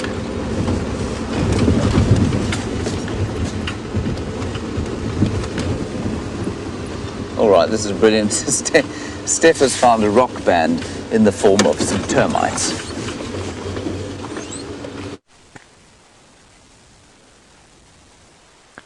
So you're having a look at a bunch of fruit chafers. Those are zigzag fruit chafers. Zigzag fruit chafers on a solanum. And this is a type of poison apple. And what exact species of poison apple this is, I'm actually not too sure, but it's definitely one of the largest that we've got. Here is the actual apple, part of the potato family. Have a look at the size of this poison apple there. That's a ripe one, and an unripe one looks like this. And that green there is where the most virile of the poison is. It's actually very similar to the toxin that you find in green potato skins. That's what you have in over here. So not a very friendly plant. This is one of those plants that you want to try and stay away from. It's not something that you can eat. But it's quite interesting. Have a look at this hawk moth. Wow. So this hawk moth came in and literally just sucked out some of the flower. This is the flower here. This is what one looks like. And what's very interesting is these fruit chafers are sharing this plant with ants. As you can see, there's obviously a type of sap run. Fruit chafers follow what's called a sap run. And they are enjoying the sap run that's coming from this quite toxic plant. Very often insects will use the toxins that they gather in plants to actually make themselves very distasteful. So it's not an uncommon thing to see insects feeding on quite toxic plants. It's quite a common thing in actual fact, especially amongst the moths and butterflies and caterpillars. What else is quite interesting here is inside this stump is a bunch of termites. And when we stop here, these termites have sensed me, and I'm going to see if I can get them to drum. what they do is they bash their heads against the wood and make this drumming noise. I'm going to see if I can get it. I'm going to go closer for you. You can hear that. Did you hear that? That's termites busy bashing their heads inside this wood. And what they're doing is they're sending vibrations through the wood to the soldier termites, who will now be replacing the worker termites to protect themselves. And they'll be inside these tunnels. I don't want to break them because it obviously looks like they've done some work here. But the termites will basically be inside here. There we go. Inside these tunnels. You can have a look at the tunnel there. Excavating one just tiny like that to let you see inside those tunnels won't do too much of a damage. They'd fix that up pretty quickly. I just wanted to show you the tunnels inside there, but quite interesting. Every time we touch this stump or get close to it, this drumming noise sounds.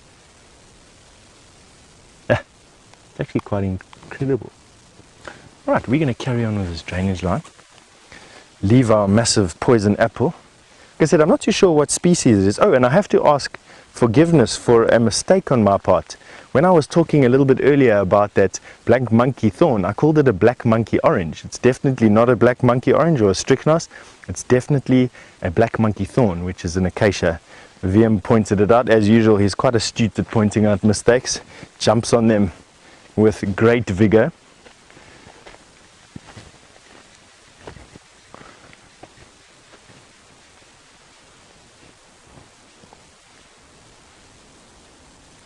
So Jimmy Hobbs have asked about some insects. Are they strictly nocturnal or strictly diurnal? Now, yes, absolutely. You get some insects that are strictly diurnal or daytime, and you get some insects that are strictly nocturnal or nighttime.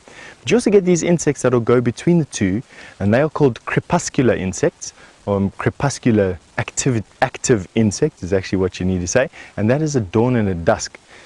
In particular, ants we find are diurnal. Ants, things like scorpions, are nocturnal, to give you an idea of the two different types of things. What I want to show you here is actually quite interesting. This is the drainage line where we get all our water at our camp from, Philemon's Dip. And as you would know, those of you who've been watching a long time, we have Philemon's Dip pump. And I'm going to see, we can't see it from where we are, unfortunately, we're a little bit downstream, but we get our water from this place because inside this pretty much indistinct drainage line there's a lot of water, subterranean water, and elephant have found some of this water lying subterranean here and have excavated it. Now I'm going to actually see if I can get you some of this water, because it's one of the survival techniques that you use when you're in the bush, is you follow these water courses and you look for places where elephant have been excavating for water. What would have happened here is an elephant would have done just what I'm doing right now, would have come in here and used their trunk to dig in the sand.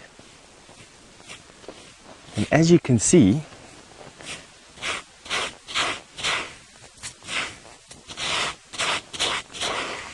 there's a clay layer here, and that's good because clay is water impermeable. Water can't go through clay, and so you've got water that is now collecting in this sump, lying on top of clay. I must say it's not the nicest smelling water on the face of the planet, but when you've got nothing else to drink, and you'll have a look, that's where the water table is lying. You'll watch how quickly this fills up. And what I'm going to get is I'm going to get you a stick in a bit. I'm just going to plaster the sides.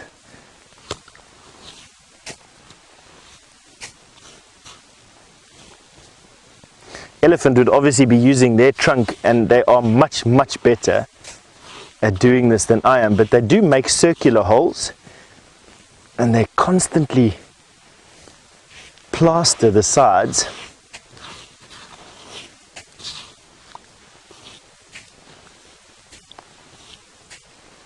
And I'm going to show you how quickly this fills up. Have a look at that. And you'll actually notice the sediment will start to sink, and then the elephant will use You can actually see the water flowing in there. Look at the clear water coming in over there. Can you see that, Vim? You can see that it's flowing downhill and flowing at quite a rate. Have a look at that. Let me see if I can get you a stick and show you how deep this actually is. Give me 1 second.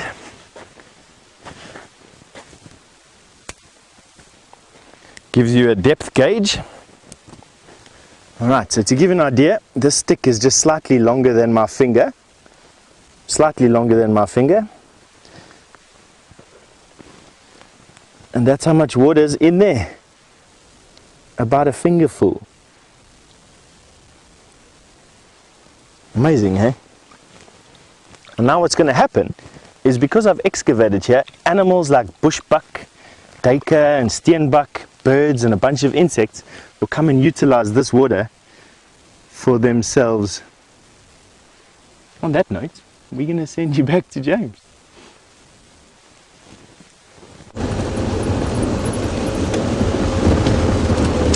We are going a lot faster now than we were when you last saw us. We're going towards Cheetah Plains. We've departed Arathusa, and we'll see what we can find in the far east.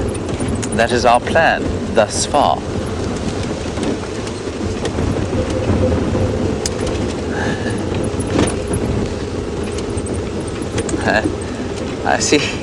I do seem to be struggling somewhat to find anything out here that is interesting to show you. Sometimes you have those days, of course, when you drive, well, I don't know, there's just, it seems to be a blank canvas, which is very pleasant to be in, but the presence of interesting things seems to be inescapably short. But don't worry, I'm not going to give up. I'm going to scour the land for fascinating things.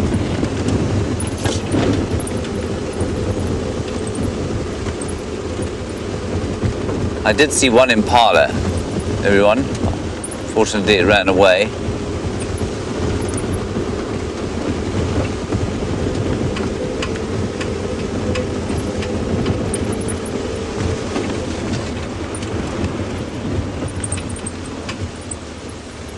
Oh, here we go. James Richard, very clever question. And I'm going to explain it when I get out of the car here. Let's just have a look at this termite mound. I know Steph's shown you the termites already, but these ones are not... I'm not going to show you the actual termites. I want to see if there's any warmth coming out of this mound. James Richard, while we do that, you're interested in the evolutionary reason for why half the turacos are so colourful and lovely, and the others, or the grey go-away bird, is such a drab and seemingly lifeless bird. How's my audio? You can still hear me, can you, Dave? Now, it's such a pleasure on a winter's morning. It's not very cold today, but you come and you put your hands over the top of a termite mound like this, and you can feel the steam coming out. And even at the height of the winter, when it's very, very dry, you will find moisture in these termite mounds, and that's because they go all the way down to the water table. Quite astonishing constructions they are, and I think Steph did show you a termite or two, but just on the off chance that he didn't, I shall make like a chimpanzee and catch one. I shall make like a chimpanzee and catch one.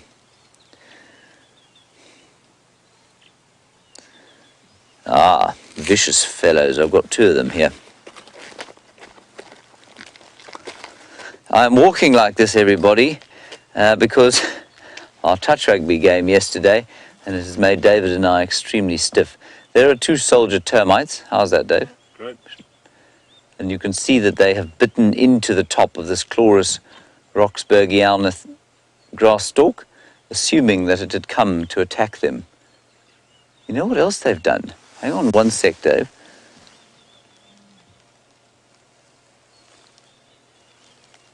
No. You do get these termites called snout-headed termites, and what they do is they, instead of biting, they spit acid. And I saw there's a drop of moisture here, but I think that's just a bit of dew that's still on the top of the grass. So we'll put them back now into the warmth of their happy little mound.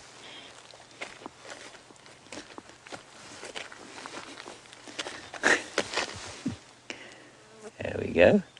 They'll eventually take that inside and eat it, I suppose. I truly am struggling to walk today. There, you can have a smell at those, everyone. Take a deep breath in. You are, Dave? Thank you. Tell me what you smell. Not much. Fruity. Fruity, yes. It smells a bit sort of like citrus.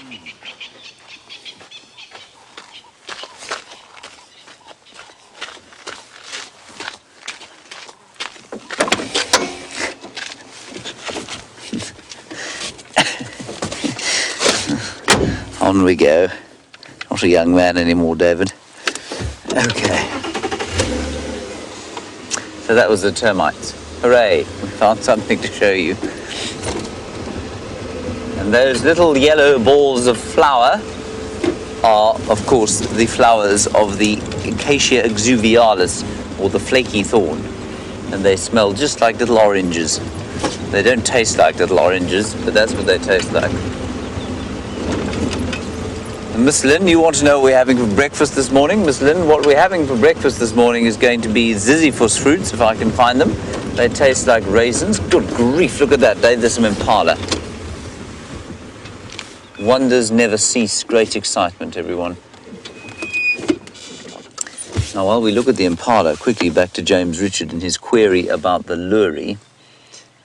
Your luri story, I don't know why. I think the question about why it is that the one is so drab, it's more a question of why are the others so colourful. The one is so drab because grey is the best colour to be out here. It's the most obvious colour to be hidden. And why the evolutionary pressure has selected the others, I don't know which one's older, but, you know, selected the others to be colourful, I suspect it's the same as the evolutionary pressure that's acted on many colourful birds, like even rollers. But why one should have stayed grey and one gone coloured, I really don't know. I think it's a really good question. It's very unusual to find one group of birds that is so, you know, so completely different, that clearly has a completely different strategy for attracting mates. I don't know. But I mean, that goes for a lot of birds, and nobody's yet given me a satisfactory answer for why it is that there should be any species of bird where the male and female are coloured. It makes them both more obvious to predators, and it doesn't make, I can understand why, like in the sunbirds, why the male is more colourful and the female is not colourful, because obviously he's trying to attract her, like a peacock tries to attract a peahen. But why is it in the lories and the bee eaters and so many other birds, or even the common lilac-breasted roller, why on earth are male and female both those obvious colours, when that must surely make them more of a target to predators? And it cannot play any role in attracting each other because they're both the same colour.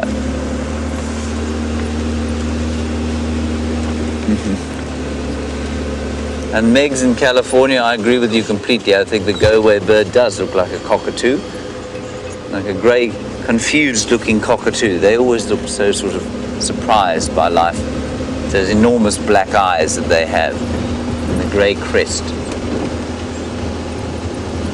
Right, we're now hitting the eastern boundary of Djuma on search for our breakfast of Ziziphus fruits.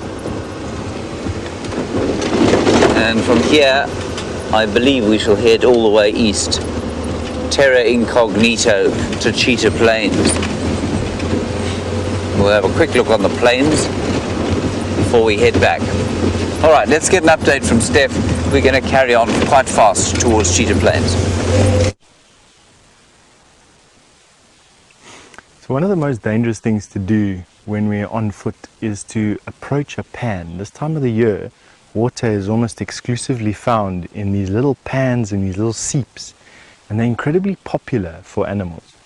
And they do get excavated over time, and approaching one of these pans, like I said, is a very dangerous thing to do. You never know what's really in that pan. Lots of times you've seen on the show, you've seen buffalo resting in these pans, and buffalo on foot can be problematic. Also, elephant come down to these pans to come and mud bathe, usually at the middle of the day, I must be honest, not really at this time of the day. But buffalo definitely making their way to pans. Now, it actually looks like this pan is dry, and that's why I want to take you to this pan to go and show you what it's all about, and you can actually see the activity that happens around these pans. But I'm still a bit wary. I don't know what it is. My gut feel is making me nervous here, and I've learned over the years to trust my intuition. My intuition is telling me that something is here, something dangerous, and it could be something subliminally that's creating this tension, i.e. my body's reacting to birds that are giving an alarm call. There's a great go-away bird, maybe a track that I've seen but haven't quite registered. And now with this pan, my situational awareness, feels like I've got pins and needles. It's quite a nice feeling, I must be honest with you. But anyway, let's approach this pan as carefully and as safely as well we can. I'm just we've been talking, and I've been talking pretty loud, and the wind is blowing from behind us onto the pan. So I doubt that there's anything here. We're pretty close to this pan right now. If anything was lying in it, it would have jumped up already. It doesn't mean that there isn't anything on the other side. As you've noticed, I haven't started to whisper, and I do that because I wanted to announce my presence. I find it quite rude. I would find it quite rude if I was enjoying a mud bath and all of a sudden a human being came and bumped into it. But anyway, come and have a look over here. There's obviously nothing in this pan, which is a good thing. I don't know what's making me so uneasy. Maybe it's just the thought of it. But you can have a look here, even where you're stopping now, Liam. Take a careful look at all the bushes around us. Not really the bushes, but the sand. Have a look at these little bits and pieces of mud that have been flung out of this pan. That's a piece of mud that was flung out of this pan by an elephant who was vigorously mud bathing here. I see now what has caught my attention. There's a fresh track of a buffalo. This is a Cape buffalo. This was his front foot, and this was his back foot. And this is quite fresh. You can see that it's still relatively compact, that soil. Hasn't had a time for wind to blow loose particles over that. So this buffalo is somewhere here, maybe even walk past him. And that on foot, definitely something that we need to watch out for. They do pose a significant risk to us. But Randall has wanted to know if buffaloes have a leader. Yes, Randall, they do. It's called a pathfinder, but it's not a leader in the sense of a singular animal that takes the lead of entire herd. Within a buffalo herd structure, you have family groups, related buffaloes, usually made up of females and immature males. And these family groups are very highly structured. What I could liken it to is a wolf pack. They have a very highly structured structure in this family group, headed up by what's called the pathfinder. Now, the pathfinder, there'll be many pathfinders within a buffalo herd, but the family with the most family members chooses where the herd goes that day. And so the pathfinder of the strongest family on that day will be the leader of the entire buffalo herd. Although all the pathfinders, once the herd starts moving, all the pathfinders walk to the front of the herd, and they will then move the herd in the direction for that day, away from danger, to water, onto newer pastures, and that's why they're called the pathfinders. And you find that day after day, these pathfinders will be the buffalo that are in the front of the herd that choose where the buffalo go. But in this particular case, this is just male buffalo in bachelor herds and singular bulls that we are worried about most. And you can see this pan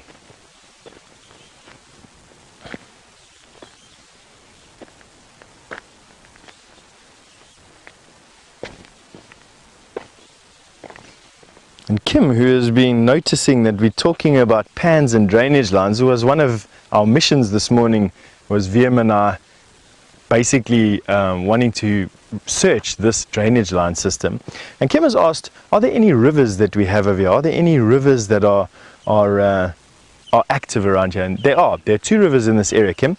We have the Sand River, which is the most important water source in this area, and we have the Sabi River, which lies probably 40 kilometers south of where we are right now. This is south, 40 kilometers from here is the Sabi River, very big river.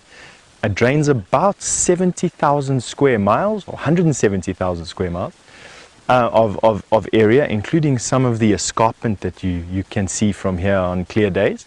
And then the Sand River. It's a slightly smaller river, but it is more active.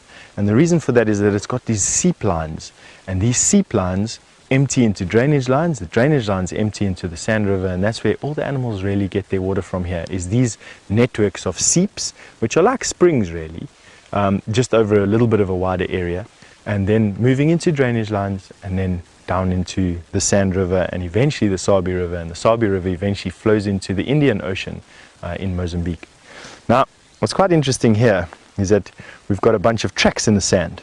Now, we've got an elephant. Obviously, there was an elephant here that utilized this in the last days of this pan having water in. This is an elephant track, and you can see he enjoyed himself or herself, defecated. This probably happened in pleasure as they arrived, and then while this elephant was mud bathing, the piece of dung, the bolus of dung, got covered in a covering of mud, that and this one here, and then the elephant moved off. And then we have this track here. This track, and this track are all from the same animal. This is a front foot, and that's a back foot. Now usually animals have a much bigger front foot than back foot, except in this case. Track 1, this is the front right foot, this is the back right foot, and this is the front left foot. And you can see from the distance between the two that this must be quite a large animal, not something small, quite a large animal. And the key here is those 3 claws. 1, 2, 3. There and here.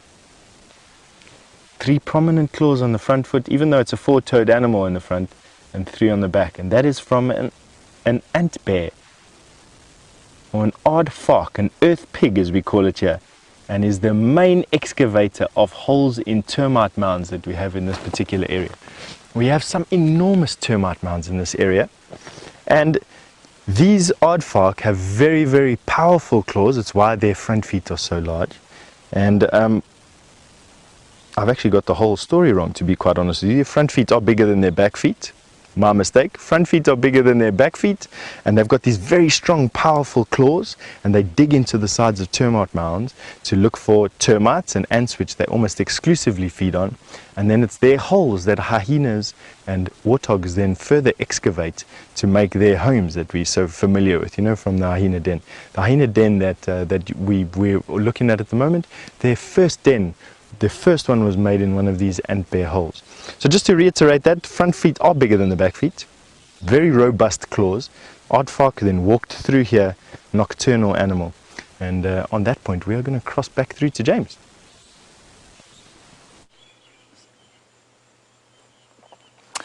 We're here on Cheetah Plains, everybody. My hat is at that jaunty angle because I didn't realize we were going to link quite so fast. But a little while back, somebody asked me about the smell of potatoes that infuses the winter's night. And I said I would find you the bush that smells like potatoes, ironically called, David, the? Potato bush. Correct, the potato bush. Well done. And you'll find, excuse me, hobbling about here, these are the bushes here. And they don't always grow in such profusion, but perhaps because we're on Cheetah Plains here, they do grow in much more greater profusion, and they smell like potatoes. And there is nothing in the fruit that smells like potatoes. They have a completely indistinct flower, the beginnings of which you can see over there. Can you see that at the tip of my finger there, Dave? Yep. That's a sort of indistinct flower of the potato bush, and you can't really smell it now. It only smells in the evenings. And so when we drive back through here on a winter's night, it will basically smell like a McDonald's, like you're driving through the sort of kitchen of a McDonald's. It's the most amazing thing. And they only smell at night, and I'm pretty sure it's because they're pollinated by a nocturnal moth of some kind. Very nice. I think that's all I have to show you in this particular area. I'm now going to have to try and climb back into the vehicle. Rebecca wanted a souvenir, James. A souvenir. Yes. She'd like a souvenir, will she?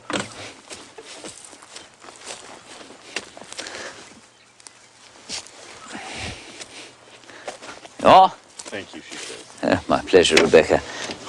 Your wish is my command.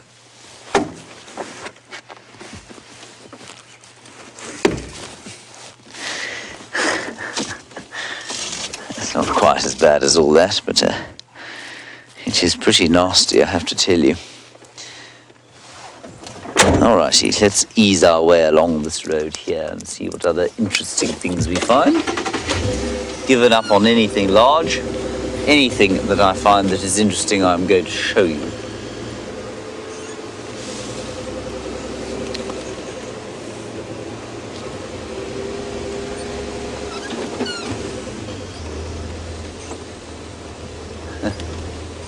And Miss Lynn, you want to know where my walking stick is today? I think I'm going to have to fashion one from, oh, here's one of the last flowers of the season. These potato bushes are all over this area. It really must smell quite spectacularly here in the middle of winter at night. There, Dave, is one of the last purple flowers that we'll see of the season. Can you see it there? Is that all right? It is a morning glory, which many of you will know. They occur all over the world, do the morning glories, and that's one of the last ones I think we're going to see this year. They're all annuals, just about all. That's lovely. Just about all the flowers here are annuals, which means that they come up and then they seed, they fruit, and then they die. And then they'll kind of start again next year when there's a bit of rain. Well, next season. And just quickly, those stripes, I always find this very interesting. Those dark purple stripes that you can see on that trumpet-shaped flower, those, of course, are landing strips for the insects that will come to pollinate that plant, be they ants, it's more than likely a flying insect of some kind that pollinates the ipomoea or morning glory. And those sort of darker purple bits will look like sort of ultraviolet landing strips to the eyes of an insect. I just think that's amazing. And it'll carry no scent at all. Flowers that carry scent are often pollinated by birds rather than insects. Well, that's a nice little bit of colour on a fairly grey and drab morning. Still looking for Dave's breakfast.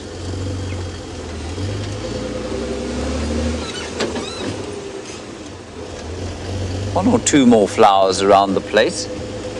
Blue commelina, the wandering Jew, I saw a little bit earlier. And there are one or two tree species here that I cannot identify. And somebody was asking yesterday about the sneezewood. Someone was asking yesterday about a sneezewood?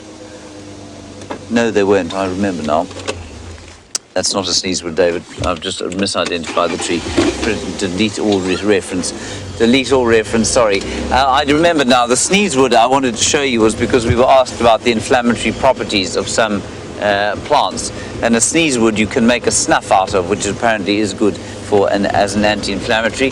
That I misidentified. It is a long-tailed cassia or steenbok pod, not a sneezewood. Disastrous, disastrous.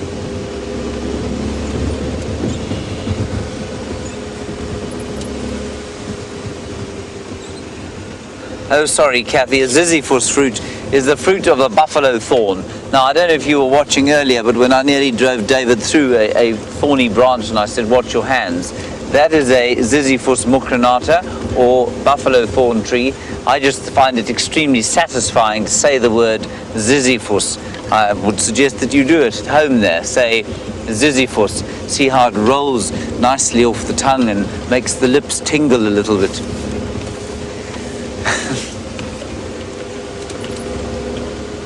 Ziziphus. Try it, Dave. You see, I told you. Wasn't it amazing? Best experience of your morning so far. We'll try and find some fruits of the ziziphus for Dave. There is our fig tree. We've stopped at that fig tree. One of the only 2 fig trees that I've seen here. The common strangler fig, nothing fruiting going on there. Those green pigeons that we saw earlier will like to sit in the fig tree when it starts to fruit.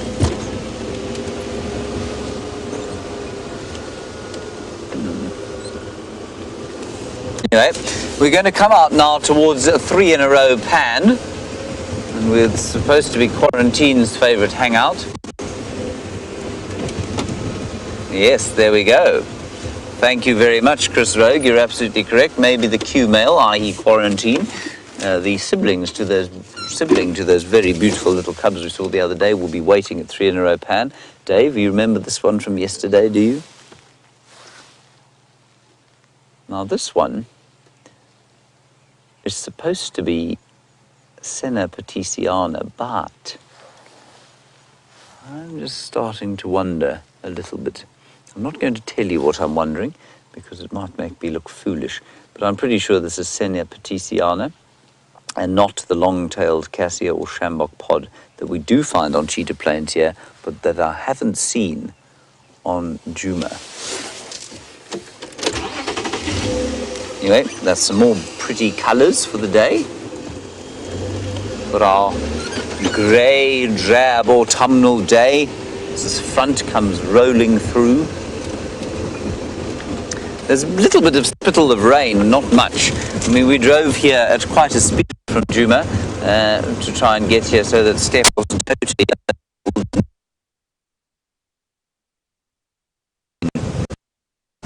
Nothing is going to be vaguely wet. Oh, you disturbed my breakfast a little bit. I was busy having a snack here on a white berry bush. I've just had one over there, and I've eyed this one here, and obviously we lost a bit of signal with James, so you came crashing to me before I could finish my mouthful. But let's go and have some of this white berry bush. It's quite a nice tasting bush.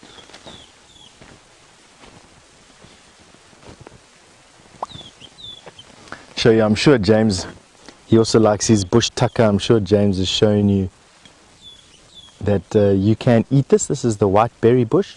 Usually these white berries are actually only really here at the beginning of the season, not at the end of the season like this. But nevertheless, I quite enjoy the taste. Now, one of the reasons why we came where we came, this is after we left the buffalo hole, or the buffalo mud spa, is because we've got a squirrel that's busy alarm calling quite vigorously at us in the front over here. And what I want to try and do is creep closer to this thick bush and see if we can see what's making this squirrel alarm call. Now obviously something's upsetting him. Squirrels are notorious chatterers though, and it could be anything. It could be his own shadow, to be quite honest.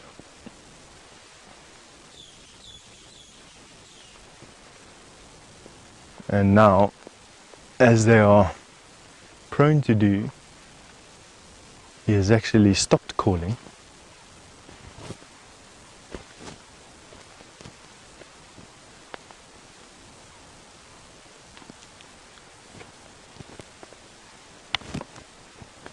Everywhere where we've been since we left that buffalo hole, we've been seeing fresh tracks of buffalo. And I must be honest, I'm expecting us to see a buffalo at any time. Now come and have a look at the scene of what is apparently devastation.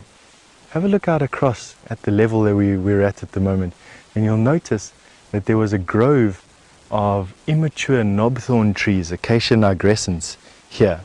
And what's happened is an elephant herd probably, has moved into this grove and has flattened almost every single tree. Let's take a little bit of a walk into this, and I'll show you what I mean. We have a mature tree on our left hand side. That's a mature knobthorn tree, and then this little grove of probably about 50 yards by 50 yards big of these immature trees, all roughly about the same age, have just absolutely been smashed by some elephant.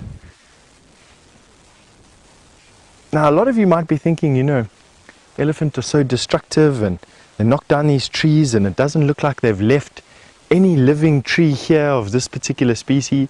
Others of you might be thinking, but that's exactly what elephant do, and that's precisely the right one. Elephants are called keystone species, and it's because they have the ability to terraform. They have the ability to change their environment. And I, for one, am under the belief that elephants know exactly what they're doing. And they do this for a very specific reason, a reason that we don't really understand just yet. It could be that there are too many knobthorn trees. It could be that knobthorn trees suck up too much water, and they are, in a way, preserving water by knocking down, basically, water pumps. A tree as big as a knobthorn, when it gets really big, can suck up to 200 liters of water per tree per day. And who knows, I'm of the opinion that we don't know enough about ecology out here just yet to decide whether elephants are good or bad for an environment. They definitely have an impact on biodiversity that has been proven. And in places like the Chobe River, just close to a town called Kasane, you can sometimes see 100,000 elephants in a couple of kilometers. And they've absolutely changed the environment there to a degree that there's even some species of animals have gone locally extinct. But while we carry on here, that squirrel has stopped shouting at the moment, which means that our clue to whatever it was has either flown off or gone into hiding, so nothing that big. James is approaching 3 in a row pan, and it's always an exciting place to be.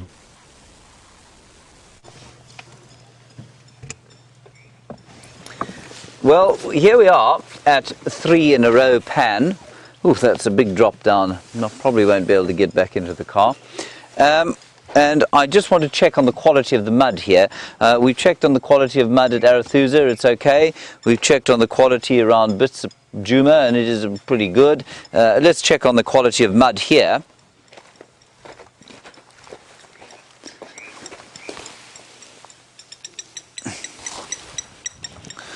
It's pretty good quality mud, this, you know, very pleasant smell of a bit of buffalo dung, a bit like cement. Let's check the consistency of the clay. Very good, excellent. I'm being a little bit facetious here, of course, because I have failed to find you any large game. But the mud and an area like this, as Steph was saying with the clay, I don't know what he told you about the clay, but these particular areas, although this is a pumped pan, so they do put artificial water here, it is on the site of an area that would have been a natural pan. And during the height of the wet season, this would have been a big sort of wet, muddy area where all the animals would have come to wallow. The buffalo specifically, I think, and it's because of the clay in the soil, this kind of stuff that I'm holding in my hand now, that the water is able to stay. And what I find so interesting is if Dave pans over here, we get slightly different mud in a place like Buffelshoek Dam.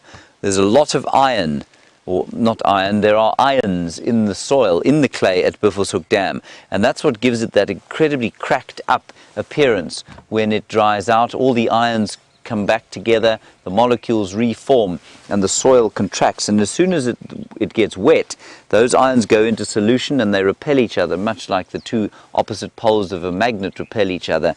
And the clay then moves apart and it forms sort of, looks like this. But this obviously doesn't have the same chemical content of the clay as the clay at Buffelshoek, because it doesn't form those very geometric shapes, which I think is relatively interesting. It's a ridiculous way to wear your hat. All right. Oh, God. There is no, unfortunately, leopard here. There is Quarantine's favourite tree. They tell me that he has been found numerous times in that very tree. That's his favourite marula tree. I've yet to see him there, obviously. Today it won't be the first. Maybe he's just round the corner.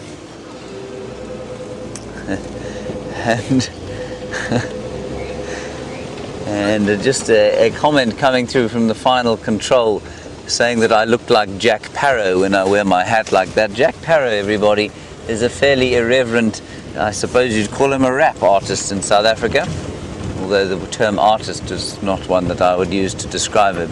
He's a rapper. here in South Africa, and he wears a hat. He wears ridiculous hats on the front of his head.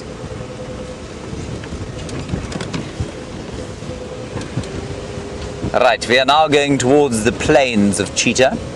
David, you have been to the plains of cheetah a number of times now, haven't you? Yes.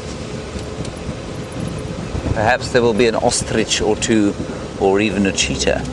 I know that they did follow 2 male cheetah into the Kruger Park this morning, so we probably won't see those 2 males that we see quite often. Well, relatively often. I must say it's been a real joy to come and explore this area, new area.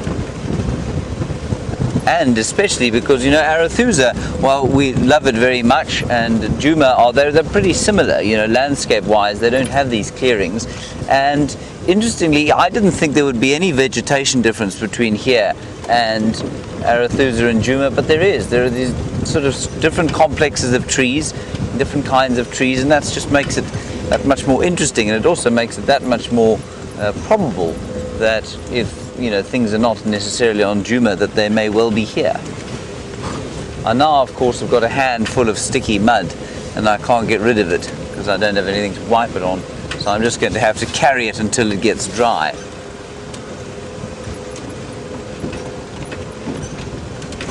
Oh,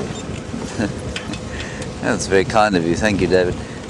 Brian, you want to know what the longest, thank you, the longest I've ever lived in the bush off the land is?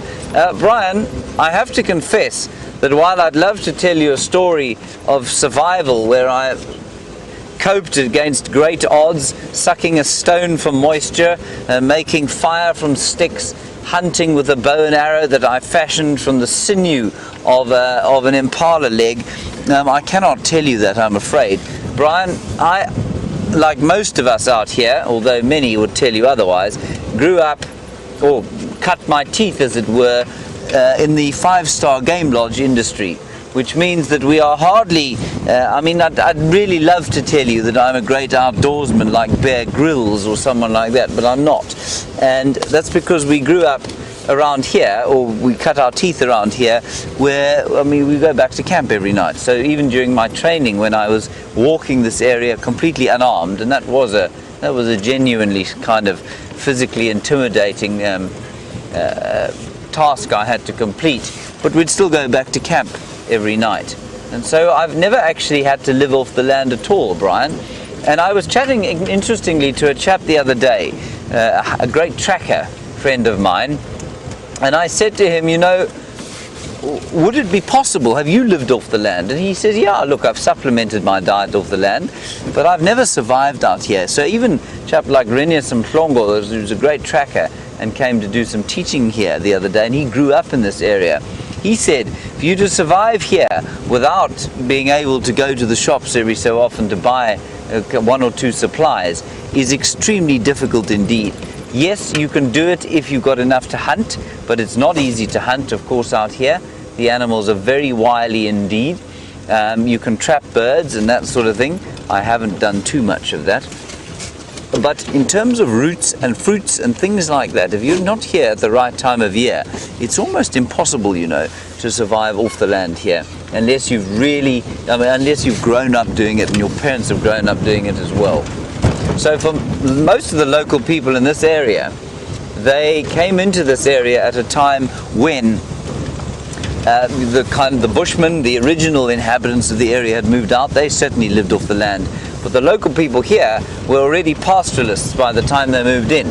So they had cattle, and they grew maize and sorghum and millet, and that's how they survived. So in terms of living off the land, no, I'd love to tell you I could do it, but I think I'd probably get quite hungry quite fast. And I've no doubt that there are any number of safari guides out here. You know, the kind of safari guide who you meet at the airstrip when you land at the lodge, and he's got a knife that size hanging from the side of his belt, you know, wants you to think that you're in great danger all the time. And this sort of Excalibur-sized knife is what is standing between you and certain death. I've no doubt he would tell you great stories of how he would survive in the bush. And they'd more than likely be utter nonsense, though.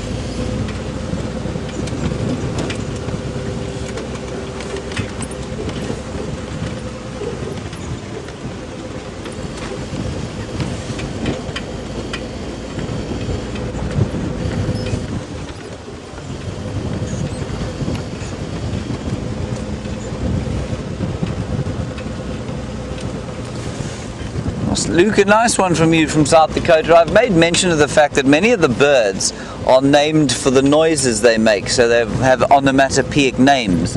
Mantengu for fork-tailed drongo, or my favorite for a lilac-breasted roller, which has a very unattractive call, and the name is Veve, and that's because it makes a call, Ve, ve, ve, ve, ve, ve, ve. And that's why it's called a Veve. And you want to know about the insects in the trees because they are soundless, many of them. Do the local people have names for them? Yeah, absolutely. Every single tree out here will have a local name. Fortunately, much of that sort of indigenous knowledge is disappearing these days, and so we don't really, even a lot of the adults out here don't know the indigenous names of the trees, and certainly I would say probably 90% of the children out here have no idea what the indigenous names of all the trees are out here. But they've all got names. Many of the grasses will have names too.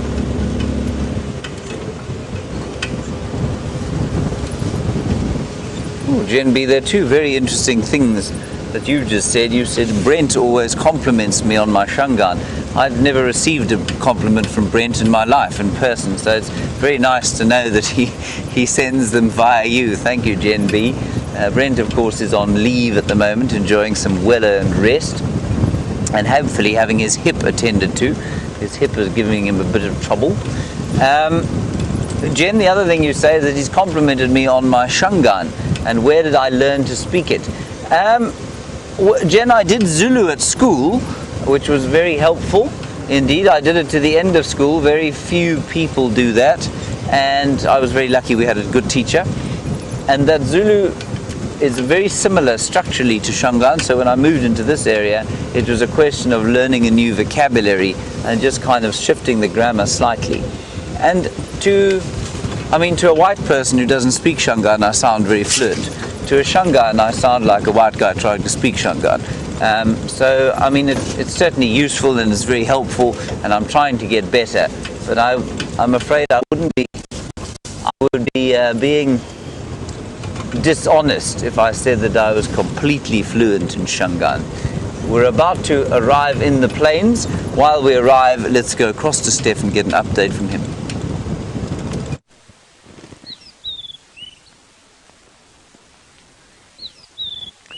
What an unexpected surprise. We've got a roosting citrus swallowtail. It's the largest of the butterfly species that we have in the Sabi Sands, and usually you see them flitting around quite fast. They're quite fast flying butterflies, but this one is still making the most of a chilly morning. Hasn't quite gotten started just yet, and the reason for that is that it's chosen this wonderfully secluded spot underneath a porcupine bush, and is now just opening up her wings, catch some warmth, rise that body temperature to the mean operating temperature, and then fly off for the day. And we're just lucky enough that we came around this corner and we got to see her. Now, very rare to see these butterflies actually, and a very pretty butterfly itself. I'm just going to lift up my binoculars and actually share this butterfly with you, because you can see the eye spots on her hind wings.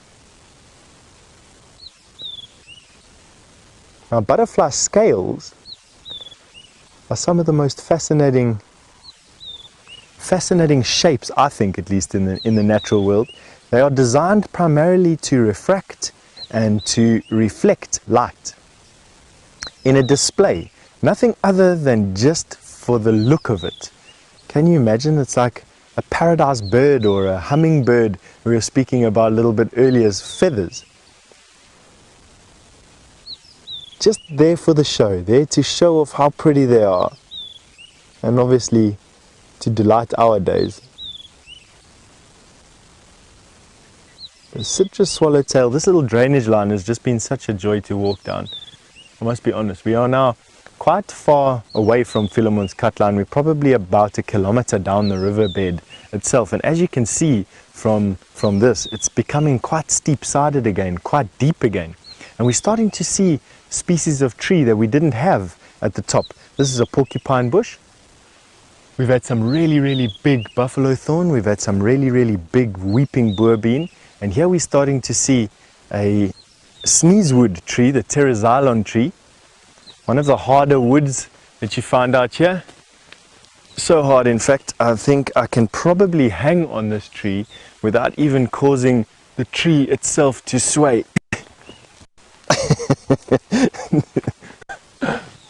A very hard wood tree, called a sneezewood tree because it has a compound in its wood that when you inhale it irritates the nasal cavities, and it's a very beautiful wood. They use it in the making of, funnily enough, violin veneer is what they've primarily used this tree for. It's a very beautifully grained wood, but when you work it, it obviously lets go of this irritant that gets into your nose and you start to sneeze, and that's why they called it the sneezewood tree. While we carry on exploring this drainage line, James has just arrived where he wanted to be. Just got the one for now. Okay. Well, the plains of Cheetah Plains are starting to give us fruit already. We've seen Gnormus, the Gnormus gnu, Gnorman, the Gnormus gnu, named by erstwhile mate Brent Leo Smith.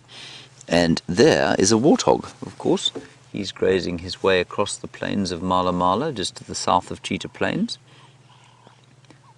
And it's a lovely atmosphere in here. It was quite misty when we arrived. There's a bit of drizzle, but now it seems to be sort of blowing over. And there's a little sounder of 3 or 4 warthogs there. And I don't know if you've noticed, but they look a bit browner than the normal ones that we see. They're not quite as grey, and that will simply be because there is a different kind of soil in this area, and that means the mud that they are rolling in is slightly redder, slightly browner. And if you see a warthog in Natal or KwaZulu-Natal down on the east coast of South Africa, they look red completely. They look like redhead ginger warthogs, and that's because of the rich red iron soil that they have there.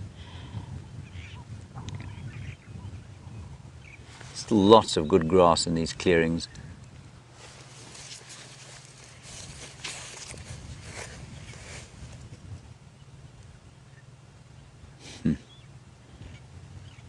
We saw that horrible thing yesterday of that warthog sow that had bits of her intestine or something hanging out of her belly.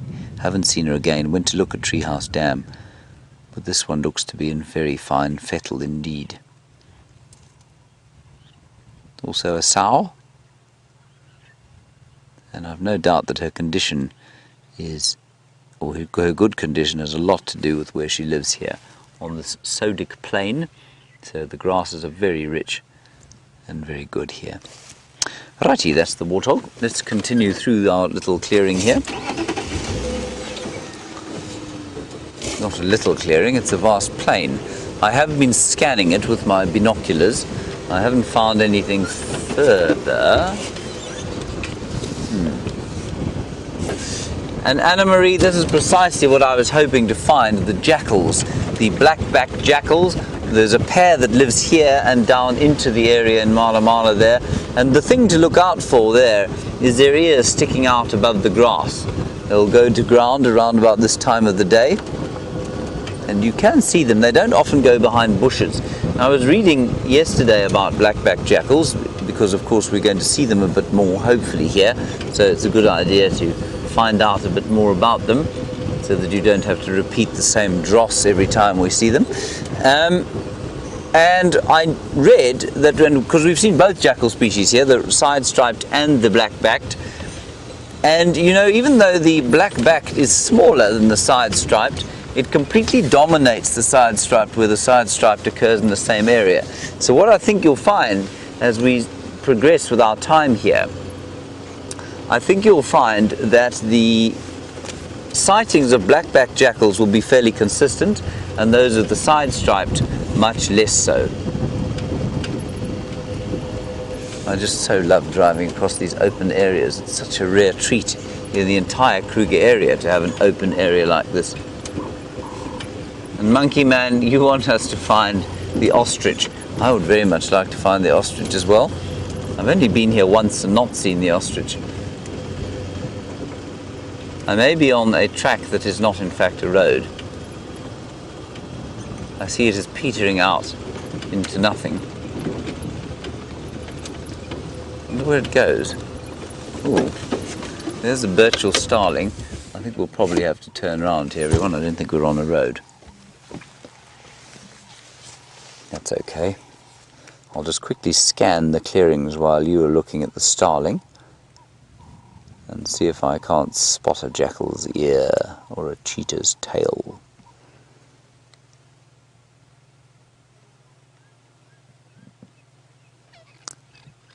You can also hear a bird that Brent showed you the other day here called a scimitarbill. It's a lovely call, and it goes.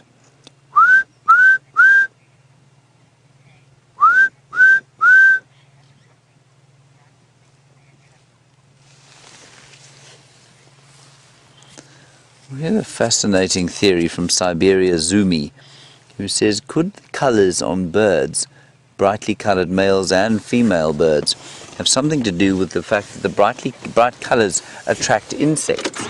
I don't see why not. And certainly the bee eaters, well, they eat insects, obviously they eat bees and other insects. The sunbirds, while they definitely do eat a lot of nectar, they eat a lot of insects. Lories, however, are frugivores. They eat largely fruits, but they will have to supplement their diets with insects when there aren't any fruits around. So Siberia, yes, it's possible. I need to do a bit of research on that. I've no doubt that there must be endless numbers of papers written on such things.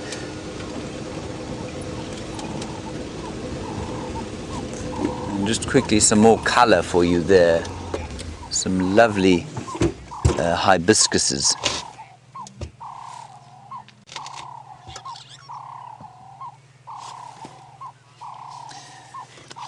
And then from Margaret Fian, I think your name is, you want to know if the babbler is the same bird that you called felt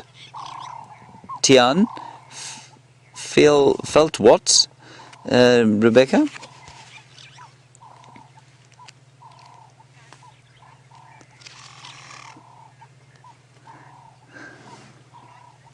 Oh, cat laughers. I don't know. I'm going to check that up for you, Tian. Tian wants to know if the babblers that we saw are also known as katlachters, which means cat laugher. I'll check for you now. The Afrikaans word is... Wait, I will find it. Batelier, babbler. The babbler arrow marked is in... No, it's called a pale vlek katlachter. That's him. Pale vlek katlachter. That's mooi. Pale vlek, I think means pale flecked.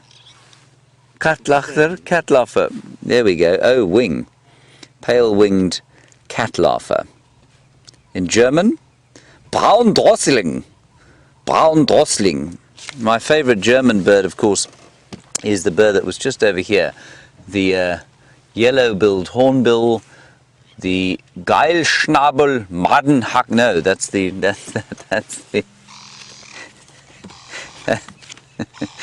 that's the oxpecker, Geilschnabel Madenhacker.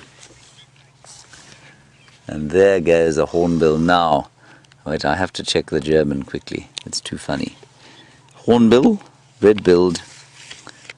Rotschnabel Bildtockel. There we go. So the yellow-billed one must be a Geilschnabel Tockel. Is it? Yes, it is. Geilschnabel Tockel. That is it. We carry on now, please. On we go. Geilschnabel Tockels. Very nice.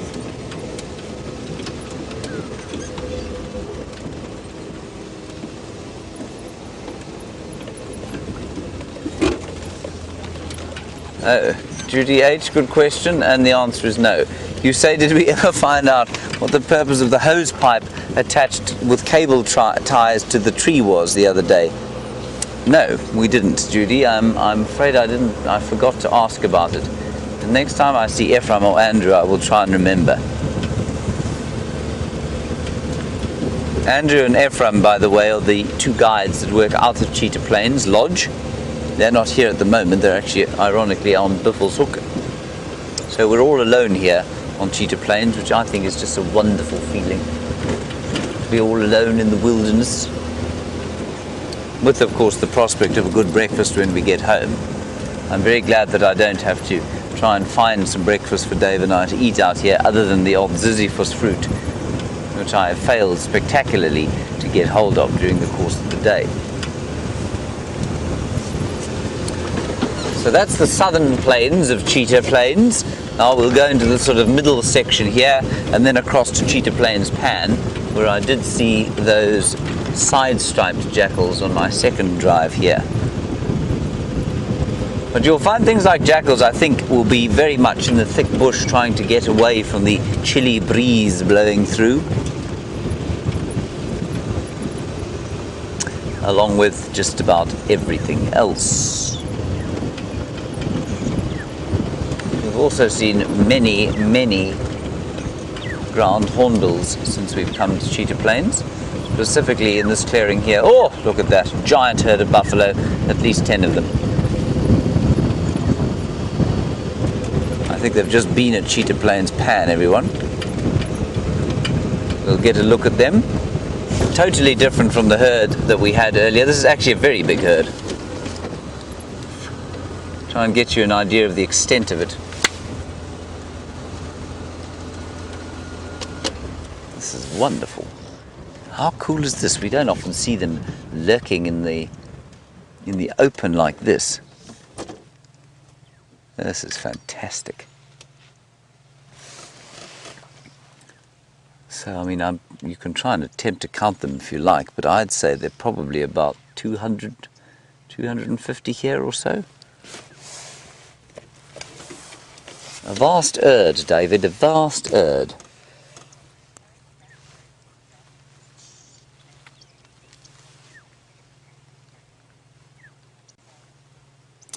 Now, Marcel, you ask a very good question about bovine tuberculosis, which apparently does affect the buffalo. We know that they carry it. How much it affects their lives is a sort of moot point. We're not really sure. It probably knocks off maybe a year or two on the top end of the lives of some of the buffalo if they're particularly compromised. Maybe they're weak, or there's not enough to eat, or there's a drought or something like that. Then it will take hold, much like it does in human beings. But Marcel, you want to know if they can be inoculated against it, and, you know, could we not just dart them all with an inoculation? Marcel, the chances of darting all, I mean, there are more than 100,000 buffalo in the Kruger National Park. The chances of getting all of them, and then all of the rest of the cloven-hooved and herbivores, which can also carry it. I know kudu can carry it. I'm not sure if impala can, but kudu, nyala, bushbuck, they can also carry bovine tuberculosis. So do many of the predators.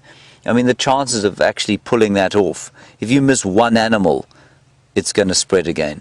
So it's almost pointless even attempting to try and treat the animals for TB out here. It doesn't seem to have that much of an effect on them, to be honest.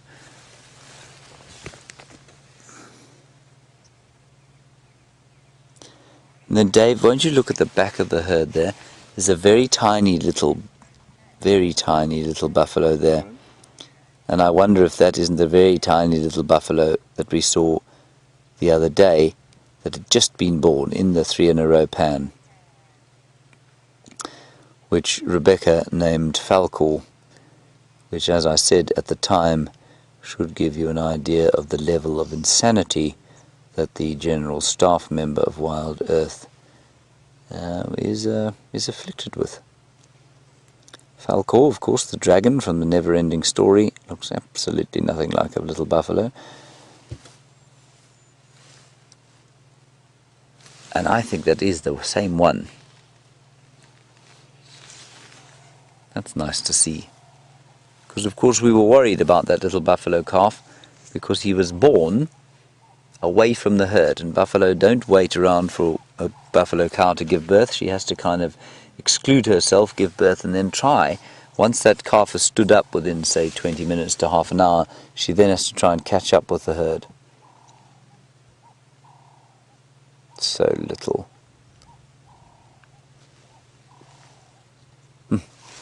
Marvellous to see a herd of buffaloes like that. Thank you, Marcel, for your question about them.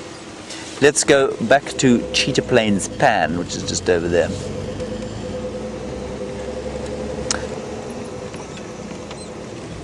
Marsha, you're in Tucson, Arizona, and you say that you've noticed holes in buffalo horns. I'm going to assume that you mean the kind of gaps in the keratin at the top of the horns on the boss. The boss is the helmet, or the bit of the horns that is sort of stuck to the top of the head. Marsha, those holes or gaps or scrapings and lesions are caused by the buffalo scratching their heads. That keratin is very much alive in the same way that your nails are alive, and so it does contain a blood supply, and I think what you find is that the horns are afflicted with a number of different kinds of parasites. One of them would be the keratin eating moths, and if those larvae of the keratin eating moths actually hatch inside the keratin, which they must inevitably, I think it becomes very itchy, and so definitely you will often see a buffalo scratching its head against a tree, and that eventually will sort of scrape off the keratin. All right, let's head it back across to Steph. I'll see you at the pan.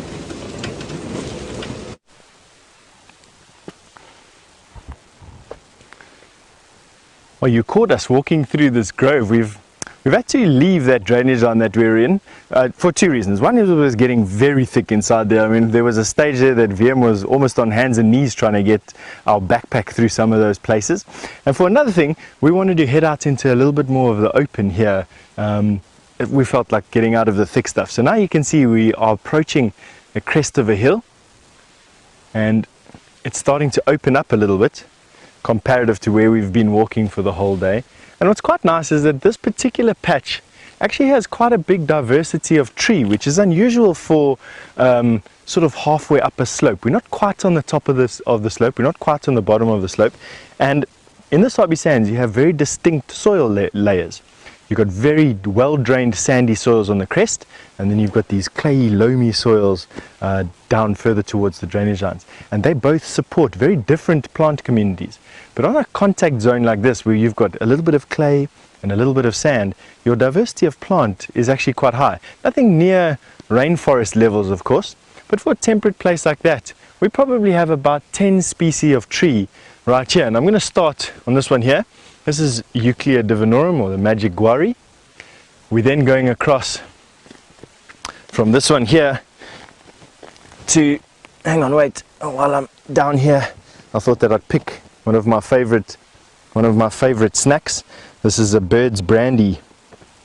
This little purple, it's actually just a very, very sweet tasting plant, and I pick them off and I eat them at every opportunity. And not only does the fruit taste incredibly good, it's got a little seed in it which you can't swallow. Here's what it looks like. But the plant itself smells fantastic. It's got this real sweet that turns into quite a bitter smell, but it's not unpleasant. So it's not a sweety smell, it's quite a earthy, bittery smell, but a very nice smell at least anyway. So back to the trees while we're at it. So you've got, I'm going to walk to the different trees. VM will probably be best served just staying where he is. This is a magic guari. This tree grows on the clay that I was talking about. You then have this tree here, which is a buffalo thorn. This is a buffalo thorn. Also quite enjoys these clayey soils. We then have a common spike thorn. This is a common spike thorn. This is on the contact. This shows us that we are on one of those contacts. And as you can see, there's another common spike thorn pretty close to it. We then have a few more buffalo thorns here and there. And then we've got a raisin bush. Now, the raisin bush is this one here, and I know it's probably making you a bit sick going from tree to tree like this. This is one of the raisins. Looks like a silver raisin with that very strongly discolored leaf or bicolored leaf. So silver raisin. We're now coming over to this side, and we've got a knob thorn.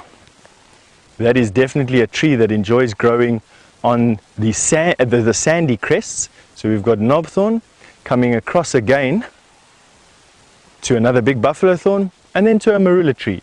And a marula is another one of those trees that enjoys the sandy crests. So like literally within a 20 yard or 20 meter radius of where we've been standing, we've had easily 5 or 6 different species of large tree that we found here, and probably an equal amount of smaller trees if I really had to get going. So quite nice contact zone between the sandy crests and the clayey bottoms, and because of that, it's a nice botany lesson. So, and here's a caterpillar bush. This is, or caterpillar pod bush, Ormacarpum is the genus of this particular species of tree, and it's called a hairy caterpillar bush or a hairy caterpillar pod because the pod is exactly that. It looks like a long, fat, hairy caterpillar. Quite highly prized amongst the local indigenous people as an effective aphrodisiac. I don't know how to prepare it. Probably one of the root decoctions. Most of the plants in this area have all their active compounds stored in their root, and you don't see a lot of these trees. Nice to see. This is another one of those trees that grows on the clayey soils that we find just adjacent to drainage lines. All right. As you can see, I've relaxed my vigilance a little bit. When we were walking through that very, very thick bush, I must be honest, you have very little time to scan anything at your feet. You're busy searching the shadows and waiting for something to jump out at you. Buffalo or an elephant or leopard lying in the shade. Over here, at least we've got a bit of space to play with. That's not to say you won't get yourself into a pickle, but we definitely can see a little bit further.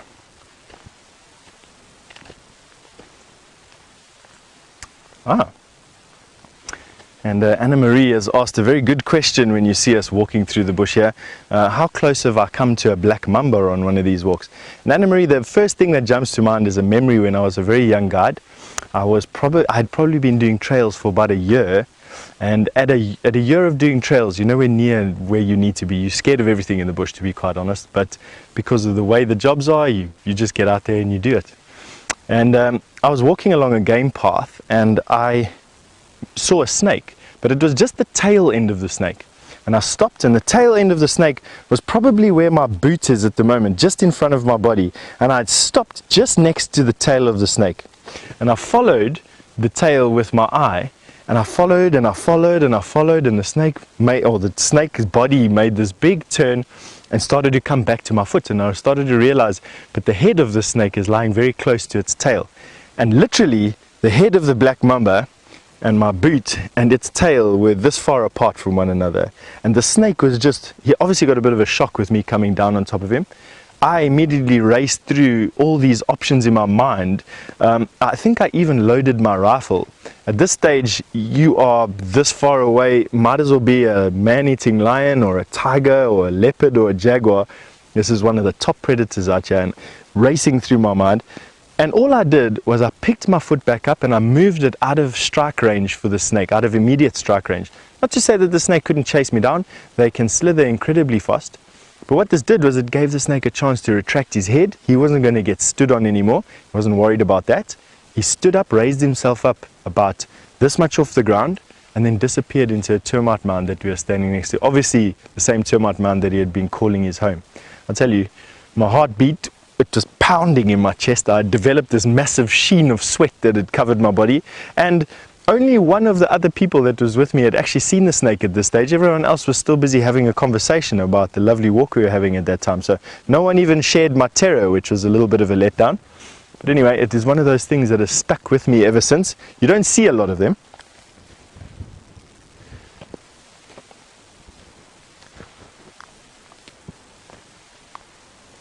You don't see a lot of these, a lot of snakes on trail. I mean, this is obviously quite a rare occurrence. I think the snake I've seen most on trail has probably been a python or a puff adder, and even that's only a handful of times.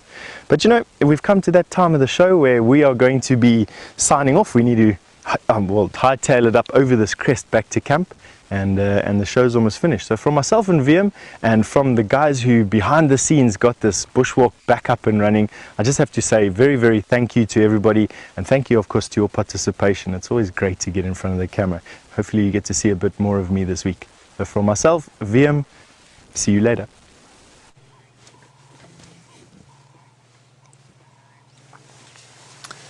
Impala, everybody, if you can believe it. 2 in one drive. And in Impala, they're demonstrating why it is that they are such a very successful species. That impala, despite having a black eye, you can see he's got a bit of a shiner. I think it's from mud rather than actual bruising. Is browsing, eating on the leaves of Scotia capitata or the dwarf boerbean. And most antelope, of course, must either browse or graze. The impala is able to do both. And that's one of the reasons they're such an incredibly successful species out here. And if you look at him, his neck is massively thick. They're not nearly that thick normally. It's because they're in the middle of the rut and their testosterone levels are so high. And so their secondary sexual characteristics, which would be the sort of their muscles. Just quickly getting a interesting update on the radio. Just the 4 Birmingham males are on coral and they're sleeping soundly. Anyway, they've got these massive, the really accentuated secondary sexual characteristics, big necks. They become much more aggressive, and it's exactly the same as a human being who takes anabolic steroids, for example. Oops, not very brave impala, that one. On we go. We're still on cheetah plains, of course.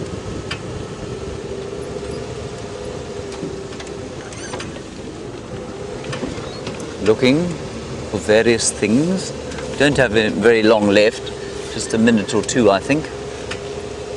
And then we will say goodbye to you. Just remember, I will keep reminding you of this over the next little while, but on the 1st of May, our times will change, and we will have our beginnings of the afternoon drive will move half an hour earlier.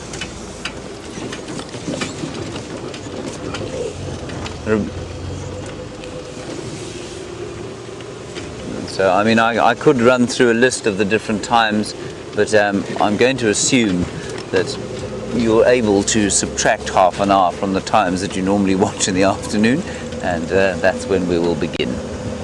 Because things are getting very dark now at night.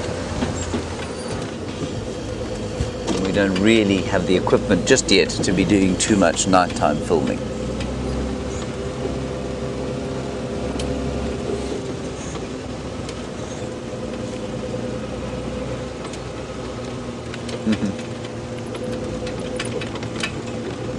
A very kind comment about the fact that even though this has been a quiet drive, you're still feeling such a sense of comfort after the moons that we saw around Jupiter last night. Wasn't that absolutely amazing? We'll try and see them again today. I think I'm trespassing.